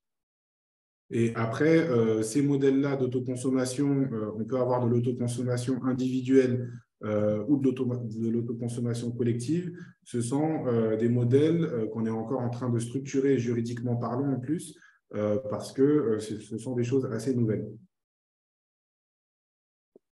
Eh bien, du coup, s'il n'y a pas de questions, on va passer à la dernière séquence. Merci beaucoup à toi, Mamoru, et aussi à Michel Souillat pour leur intervention, qui ont bien montré comment est-ce que les structures de l'ESS sont en capacité de s'adapter à un contexte changeant, et pas toujours de manière favorable, mais pour trouver toujours de nouvelles manières de faire et de répondre aux besoins. Donc, on enchaîne sur la dernière séquence. Si on s'en sort des diapos, on s'en descend. C'est bon. Ouais. C'est bon, tu peux y aller. Parfait. Du coup, sur cet angle, les dispositifs, qu'est-ce qu'on peut proposer finalement au sein de l'ADEME? Il y a beaucoup de dispositifs. C'est vrai que c'est assez riche. Donc, l'idée, c'était pas que je vous les présente tous. Je vais faire un focus sur notamment 2 dispositifs et vous donner envie peut-être d'essayer d'aller plus loin sur d'autres, ou en tout cas, vous aurez tous les contacts ensuite si vous souhaitez creuser davantage. Là, j'aime bien remettre cette slide en fait avec le schéma ENR choix. D'ailleurs, pour votre information, on est en train de le faire relooker, peut-être faire évoluer les couleurs. Voilà, il y a des grands débats en ce moment au sein de la direction régionale pour les messages à faire passer. Mais si vous voyez l'encadré rouge, c'est pour pouvoir vous parler de cette première brique réduction des consommations au sein des collectivités. Et qu'est-ce qu'on peut proposer en ce moment sur ce sujet. Il y a un contexte général que je pense tout le monde connaît, sur lequel je ne vais pas forcément rentrer dans le détail, simplement rien que de l'indiquer, hein, le décret éco-énergie tertiaire avec cette obligation de réduction des consommations, le fait de devoir rentrer ces consommations du coup, dans une base de données qui est gérée par l'ADEME, la base de données Opéra. Et du coup, ce qu'on voit apparaître à la fois auprès d'acteurs privés ou publics, hein, moi on reçoit des sollicitations régulièrement, c'est qu'en tout cas pour certains acteurs ça fait apparaître aussi une prise de conscience sur les consommations qu'ils peuvent avoir. Donc finalement, dans cet aspect de réduction des consommations, c'est pour quelles raisons faire un projet. Là, sur cette slide, vous retrouvez 6 bonnes raisons, on pourrait dire, de pourquoi se lancer sur un projet. Ça peut être une combinaison de ces raisons, de diminuer ses factures, d'améliorer le confort. Il y en a certaines qui ont pu être citées par Enercop tout à l'heure. Voilà, ça c'est vraiment à vous de voir quel est finalement au niveau aussi politique des services techniques, qu'est-ce qui va vous guider. Mais en général, il y a une de ces 6 raisons, voire plusieurs, qui vous amènent en tout cas à vouloir faire un projet de rénovation énergétique. Donc, vous pouvez faire le projet de rénovation énergétique à l'échelle d'un bâtiment ou réfléchir à une échelle plus grande. Donc là, je vais faire le focus sur un dispositif qui est très actuel en ce moment en Île-de-France parce qu'on se situe dans le cadre d'une expérimentation où les collectivités ont jusqu'au 10 mars pour candidater, donc c'est bientôt. Vous en avez peut-être entendu parler. Si ce n'est pas le cas, c'est l'occasion. Et c'est un dispositif qui s'appelle SDIE. Donc, SDIE, schéma directeur immobilier énergétique. Il va être en 4 étapes, donc avec une partie lancement, diagnostic, élaboration de scénario et mise en œuvre. Ça va durer à peu près dans les environ 4 ans. C'est à peu près la durée de ce travail qui est fait. C'est un dispositif au sein de l'ADEME qui est déjà éligible aux aides au fil de l'eau, mais il y a une petite spécificité avec cette clôture-là, le 10 mars qui a lieu, et je l'affiche avec cette slide-là. La partie de droite, c'est quelque chose qui existe déjà depuis plusieurs années et dans laquelle la collectivité recrute le prestataire et réalise ce SDIE. Et la partie gauche, c'est cette expérimentation dont je suis en train de vous parler, avec une clôture des candidatures au 10 mars prochain. Quelles sont les principales différences dans cette partie expérimentation, opération groupée? C'est le service bâtiment de l'ADEME qui recrute le prestataire pour les collectivités d'une même région. Donc ça, ce n'est pas à vous de faire ce travail-là. C'est l'ADEME qui paye du coup à 100% ce prestataire. Mais par contre, quand même, côté ville, ça vous demande une implication humaine un peu plus importante que lorsque vous faites un SDIE, on va dire, de votre côté, où vous recrutez vous-même le prestataire. Ça, c'est à avoir en tête parce que là, ce n'est pas le prestataire en fait, qui va réaliser le SDIE. Il va plutôt vous accompagner, vous donner les méthodes pour le faire et dans le but aussi qu'en fait, on soit sur quelque chose de pérenne, finalement, sur le temps. Et pas forcément sur un document, peut-être ça peut être un peu le risque hein, de temps en temps sur un document qui est fait par quelqu'un qui ne fait pas partie de vos services et ensuite où ça ne va pas être utilisé et mis en action. Donc, on va sélectionner 20 collectivités. C'est l'objectif. Il va y avoir aussi, du coup, un certain nombre de réunions ensemble, donc une émulation. C'est ce qui a pu du coup, s'observer dans d'autres régions, notamment en Normandie, où ils ont déjà mené ce type d'expérimentation dans les années 2015-2018 de mémoire. Donc, c'est ce qui s'observe. Vous aurez les slides, hein, donc là, l'objectif n'est vraiment pas de tout vous les lire en détail. C'est voilà, les slides un peu type qui sont faites, mais c'est vous donner en tout cas envie d'aller plus loin et de contacter après. Il y aura les coordonnées de ma collègue qui s'appelle Camille Batteux et qui est en charge de ce dispositif et qui est en charge de manière générale de la thématique bâtiment au sein de l'ADEME. Donc, pour avancer un peu plus, donc ça dure 4 ans comme je vous l'ai indiqué. Ce qu'il faut voir, il y a un minimum aussi de bâtiments et il y a quand même, on va arriver au slide où c'est ça, où il y a le nombre d'habitants concernés, enfin finalement les collectivités qui sont concernées. Donc on est sur un seuil entre 8 000 et 100 000 habitants. Donc si vous êtes une collectivité qui est dans ce nombre d'habitants-là, vous pouvez être éligible. Pour un certain patrimoine, donc c'est-à-dire que c'est minimum une trentaine de bâtiments. En dessous, ça n'a pas forcément d'intérêt de rentrer dans cette mécanique-là. Et l'intérêt qu'il faut y voir, il y a une première évaluation qui a été faite du coup du dispositif. Et moi, ce qui m'a frappé dans l'évaluation que j'ai pu lire, c'est notamment dans certains cas, finalement, pour le recensement de ces bâtiments. Et après, du coup, il y a une grille qui est faite. Et ce n'est pas que la partie consommation, c'est aussi la partie utilisation de ces bâtiments. Donc, c'est aussi la sobriété, ce qu'on va appeler la sobriété foncière, c'est-à-dire se dire, OK, est-ce que ce bâtiment, ça sert à quelque chose que je le garde ou est-ce que je ne le vends pas? Donc, dans les résultats du SDIE, il y a une part de bâtiments non négligeables qui va être vendue. C'est ça, c'est ça qui peut être fait, ce qui va permettre à la fois d'obtenir des recettes, mais également d'avoir des économies en termes de maintenance, d'exploitation, de personnel pour ce bâtiment qui ne va plus être utilisé. Il y a une ville où ils ont regroupé, du coup, par exemple, toutes les associations qui étaient un peu éparpillées, qui utilisaient différents bâtiments, et ben, ça a été regroupé au sein d'un même bâtiment, ce qui permet aussi de créer du réseau entre les associations. Donc, c'est en fait aussi se questionner sur les usages, les compétences de la collectivité et des bâtiments dont elle dispose. Donc là, on revient, voilà, si vous vous souvenez de ce que je vous avais dit au début, les collectivités ont 15 à 20% du patrimoine foncier en France. Voilà, donc ça fait partie moi des choses qui ont pu un peu me frapper dans cette évaluation. Il y en a d'autres, hein, il y a d'autres éléments.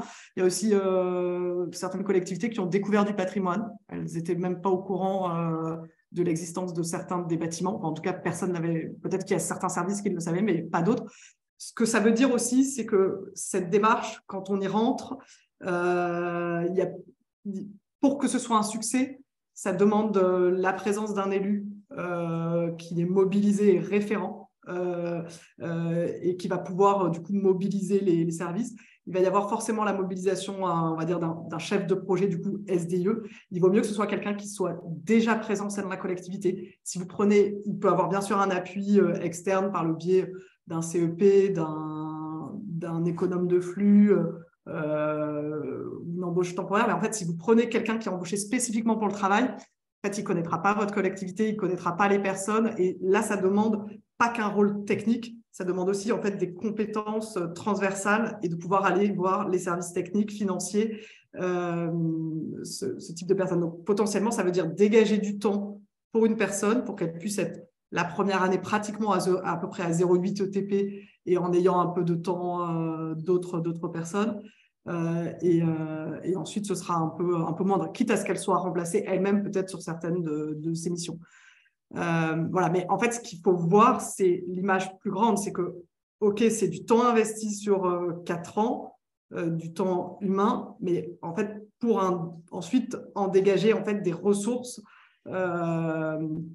financières pour la collectivité. Le 10 mars, c'est la clôture.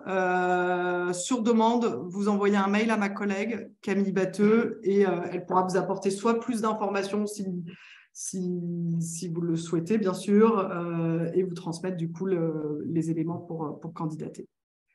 Voilà, ça c'était ce focus SDIE, mais en fait il existe, et là je vous affiche aussi sur la partie bâtiment, il y a aussi un autre dispositif qui s'appelle le CPE qui existe, aussi le commissionnement. Voilà, il y a différents dispositifs, vous les connaissez, peut-être oui, peut-être non. Chacun a son avantage, son intérêt. Ça dépend à la fois peut-être de l'investissement, du nombre de bâtiments concernés. Est-ce qu'on parle d'un bâtiment de plusieurs ? Quel est l'investissement minimum ? Quels sont le montant des travaux ? Donc, je vous les ai mis pour que vous les ayez en tête, que vous sachiez que côté ADEME, c'est quelque chose qu'on peut accompagner. Pareil, le contact, c'est le même. Donc là, on revient sur le NR choix et la partie deuxième, mutualisation. Et je vous avais dit tout à l'heure, j'allais juste vous donner quelques détails sur les réseaux de chaleur. Ce serait que j'ai utilisé le terme. Les gens connaissent pas. Monsieur Souillac, donc à Fresnes, a un réseau de chaleur, donc lui, il connaît bien effectivement le fonctionnement. Sur cette image, vous retrouvez juste en quoi ça consiste. Donc en gros, il faut imaginer 2 tuyaux. Je vais vous montrer des photos après. Vous partez d'une unité de production de chaleur qui a pu être évoquée tout à l'heure aussi par Enercop avec quand on parle de biomasse ou de géothermie. Et vous avez ensuite ce tuyau d'eau chaude qui va alimenter ce qu'on appelle une sous-station. Ça remplace votre chaufferie gaz que vous pouvez avoir à l'échelle d'un bâtiment.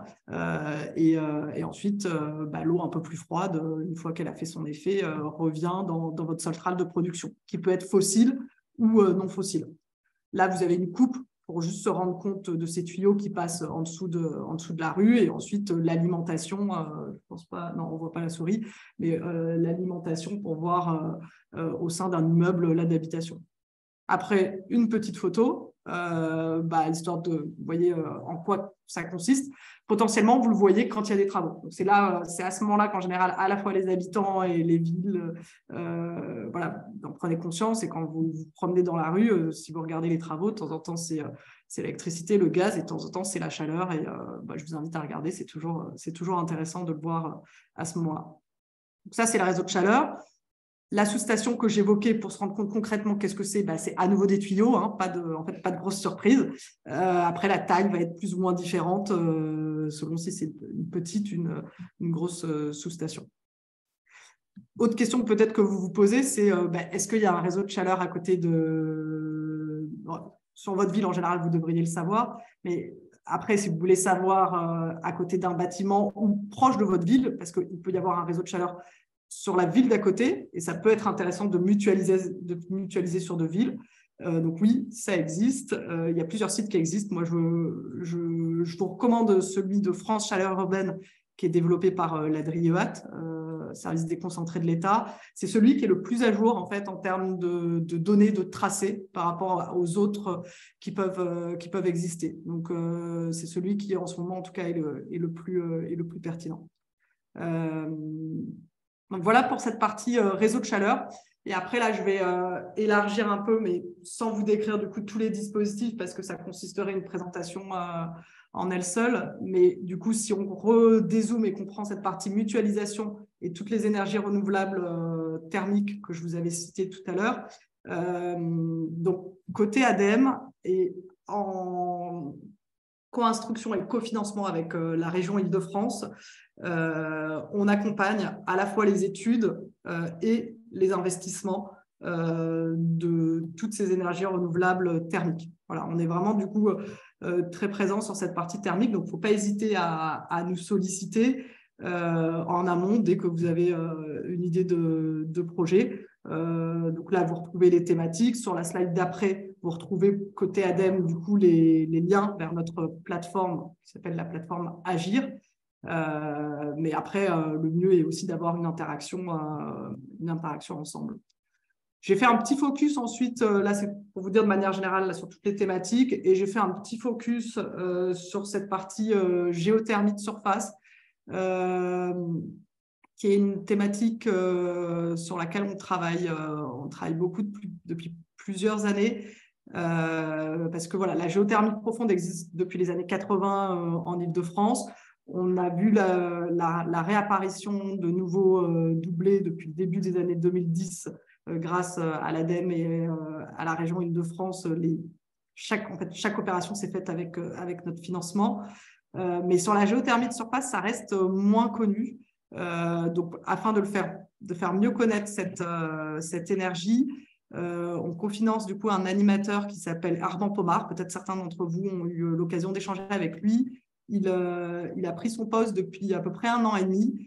Alors, il commence à être un peu débordé par les sollicitations et donc je pense qu'il va avoir un peu plus de mal à être réactif. Donc, l'idée, c'est qu'il puisse aussi former certains relais, notamment les conseillers en énergie partagée, les conseillers France Rénov, ex-EIE, également pour les particuliers. Voilà, mais en tout cas, si vous avez des projets, si vous avez des questionnements, il ne faut pas hésiter quand même à le contacter. Vous avez du coup ses coordonnées.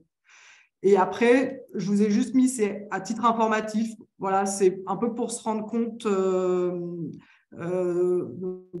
reste sur la géothermie de surface, 3 projets de taille différentes, mais qui peuvent se faire du coup en géothermie de surface, pour se dire que ça peut être aussi bien, donc là c'est l'échelle la plus grande de projets qu'on a pu voir, avec un projet un peu particulier sur le territoire de Saint-Denis, le village olympique, où vous avez des besoins de chaud et de froid très conséquents. Donc là on est sur et avec une interconnexion en plus au réseau de chaleur existant, donc on est sur un projet assez atypique. Et après, les 2 autres projets, là, ça va être des projets qu'on peut retrouver de manière, on va dire, plus facilement, donc du tertiaire, avec, là, c'est l'exemple de la Samaritaine à Paris. Donc, on est en plein cœur de Paris. Donc, c'est ça qu'il faut avoir aussi en tête, c'est que la géothermie de surface est possible dans des milieux urbains denses. Là, c'est vrai que je ne vous ai pas forcément remis, mais des photos où on peut voir effectivement la machine de forage qui passe par-dessus une copropriété pour... en plein cœur de Paris, dans une ville elle-même très dense, parce que c'est pas possible de faire passer la machine de forage par la porte d'entrée. Voilà, ils n'ont pas besoin de beaucoup d'espace pour pouvoir faire ces forages. Donc là, on est sur un projet un peu plus, on va dire du coup petit, avec un besoin de chaud 1000 MWh. Et la taille encore un peu en dessous, avec le dernier, où là, on est à un peu moins de 200 MWh de chaud. Et si vous observez bien les slides, parce que je n'ai pas du tout lu tout ce qui était indiqué, vous verrez qu'il est souvent indiqué là chaud et froid. Et c'est un des intérêts de la géothermie de surface, c'est de pouvoir produire et de la chaleur et du froid. Et donc, ça vous évite d'utiliser des groupes froids, de créer des îlots de chaleur en utilisant par exemple une PAC aérothermique. Voilà un peu pour brosser le panorama de ce qu'on peut faire, sachant qu'il y a également bien d'autres modalités. N'hésitez pas à aller sur le site de l'ADEME, Agir pour la transition. Oui. Qui référence bien les aides qui sont ouvertes, les différents dispositifs, selon les profils que vous allez rentrer. C'est plutôt agréable à utiliser. Ah oui, d'accord. N'hésitez pas à aller faire un tour dessus pour avoir un aperçu exhaustif. Ah, je vois Michel Souillac qui lève la main. Oui, habituellement, il y a une petite main, je n'ai pas trouvé le truc là, donc je lève la main à l'écran, excusez-moi. Je ne l'aurais pas vu sinon de toute façon, je pense. Donc. Voilà, donc j'avais une question en fait concernant l'éligibilité au SDIE. En fait, pour être éligible, faut-il partir totalement de la page blanche, ou bien par exemple une commune qui aurait contractualisé déjà avec un programmiste et qui aurait même localement réuni des groupes de travail, des enseignants, des parents d'élèves, je pense à notre projet d'école. Voilà. Est-ce qu'il faut partir de la page blanche pour être éligible, ou bien si le projet est déjà engagé, si des acteurs sont déjà impliqués, est-ce que l'éligibilité est tout de même possible? En fait, là, de ce que je comprends, c'est-à-dire que vous avez un bâtiment où vous êtes bien avancé, c'est-à-dire que là, le SDIE, il doit porter au minimum sur une trentaine de bâtiments. Une collectivité, pour qu'elle s'engage, c'est au minimum 30 bâtiments. Et l'idée, c'est plutôt de dresser, il peut y avoir, j'en sais rien, peut-être 50, 100 bâtiments. Et en fait, l'idée, c'est de dresser une grille des indicateurs sur chacun de ces bâtiments. Le plus évident, l'aspect, on va dire, les consommations énergétiques, etc., mais aussi la maintenance, l'exploitation, les taxes foncières, enfin, vraiment l'utilisation de ce bâtiment. Est-ce que le bâtiment est utilisé à 10% de son temps, 50%? Voilà, l'idée, c'est vraiment de définir, et du coup, avec les élus, les services techniques, finalement, de construire cette carte, cette vision de son patrimoine, pour ensuite que, là, je pense que c'est plutôt du coup les élus ensuite qui prennent les décisions de OK, qu'est-ce qu'on fait ensuite de chacun de ces bâtiments. Donc, je ne pense pas que ça pose un problème si parmi tous vos bâtiments, il y en a un où vous êtes très avancé. En fait, il y a déjà un projet de rénovation qui est prévu. Mais après, voilà, le mieux, c'est de rentrer en contact avec ma collègue Camille Betteux. Mais voilà, là, on est vraiment sur l'idée de la vision, tout le patrimoine de la collectivité, ou si vraiment vous aviez, j'en sais rien, 500 bâtiments, là, ce ne serait pas possible, il faudrait limiter le périmètre. Ce que m'ont dit des collègues d'autres régions, on a discuté avec eux, ils me disaient, ouais, le max, eux, ils pensent que c'est peut-être 300 bâtiments. Donc, ils ont quand même, a priori, fait un SDE où ils ont passé en revue quand même 300 bâtiments. Bon, ça s'adresse à des très grandes communes, quoi, en fait. 100 000, non, c'est jusqu'à 100 000 habitants. On a mis un seuil entre 8 000 et 100 000 habitants. 8 000 habitants, avoir 30 bâtiments sur une commune de 8 000 habitants, c'est… ouais, mais après, ça dépend des régions. Là, c'est un peu les retours d'expérience. Nous, c'est la première fois qu'on lance l'expérimentation en Île-de-France, donc c'est vrai qu'on verra, peut-être qu'on nous dira effectivement s'il y a une collectivité de 8 000 habitants qui nous dit elle a 20 bâtiments, on en rediscutera peut-être s'il n'y a pas eu trop d'autres candidatures. Je pense que ça va nous permettre aussi de connaître un peu mieux le tissu des collectivités, les spécificités qu'on ne connaît peut-être pas aussi, et qui sont peut-être différentes des autres régions. Alors, on a une question dans le chat, une question plus technique, j'imagine. Je te demanderai de répondre assez vite parce qu'on a terminé là. 16 heures, okay. Ouais, 16 heures comment peut-on identifier si notre territoire est éligible à la géothermie de surface? Parce qu'on peut mettre de la géothermie de surface partout, en fait. Ouais, il existe, c'est vrai que je ne l'ai pas mis le site, je vais essayer de le rajouter. Il y a un site géothermie perspective ou géothermie.fr du BRGM sur lequel vous pouvez regarder les cartes, et à la fois pour la géothermie de surface sur nappe. Donc là, c'est quand vous allez prendre de l'eau, et sur sonde. Là, c'est quand vous faites une multitude de sondes. Et du coup, ça vous dit déjà si vous êtes vert, orange ou rouge. Donc, j'essaierai d'ajouter ça. Et sinon, au besoin, le mieux, c'est de contacter là, sur la slide. Vous prenez le contact de mon collègue Mathieu Mefflet-Piprel ou Armand Pomard. Et eux, les spécialistes, ils vous répondront. Voilà. On s'approche de la fin et merci à tous nos intervenantes et intervenants. J'ai l'impression qu'on a réussi à fournir beaucoup de ressources aux collectivités. En parlant de ressources, alors, on a ajouté une dernière diapo, mais qui doit être complétée avec les ressources CRES, notamment des fiches retour d'expérience qui portent sur des partenariats qu'il y a eu entre des collectivités et des structures de l'ESS, dont notamment certaines sur des centrales électriques citoyennes. Si ça vous intéresse d'avoir quelques éléments là-dessus, n'hésitez pas, c'est cliquable. Et un panorama des structures de l'ESS actives sur la transition écologique et énergétique en Île-de-France. Évidemment, si côté énergie partagée, Enercop ou ADEME, vous souhaitez fournir de la documentation supplémentaire pour mettre dans des petites diapos de ressources, c'est évidemment possible. Nous, ce qu'on va faire, c'est qu'on va vous envoyer la diapo d'ici quelques jours, quand tout le monde aura eu le temps de rajouter les ressources qu'ils souhaitent vous communiquer. Et voilà. Et je tiens à vous remercier d'avoir participé à cette édition du Club des collectivités. Je ne sais pas si quelqu'un côté RTES souhaite annoncer la thématique du prochain club. Moi, je n'ai pas les dernières infos, donc si quelqu'un veut prendre le relais là-dessus, soit côté RTES, soit côté ANIF. Oui, merci Steve. Pierre-Alain Simon du RTES. Donc, je vous annonce que la prochaine session du club à vos agendas, c'est le 23 mars. 23 mars. Ce sera en présentiel et ce sera au PTCE Le Phare sur le thème des coopérations. Merci beaucoup, Pierre-Alain. Et ben, comme d'habitude, hein, la communication sera à suivre et vous pourrez retrouver tout ça dans votre boîte mail, sur le site du RTES ou sur le site de la CRES. Merci à toutes et tous. On a enregistré, donc il y aura sûrement un replay à retrouver quelque part. Bonne fin de journée à vous.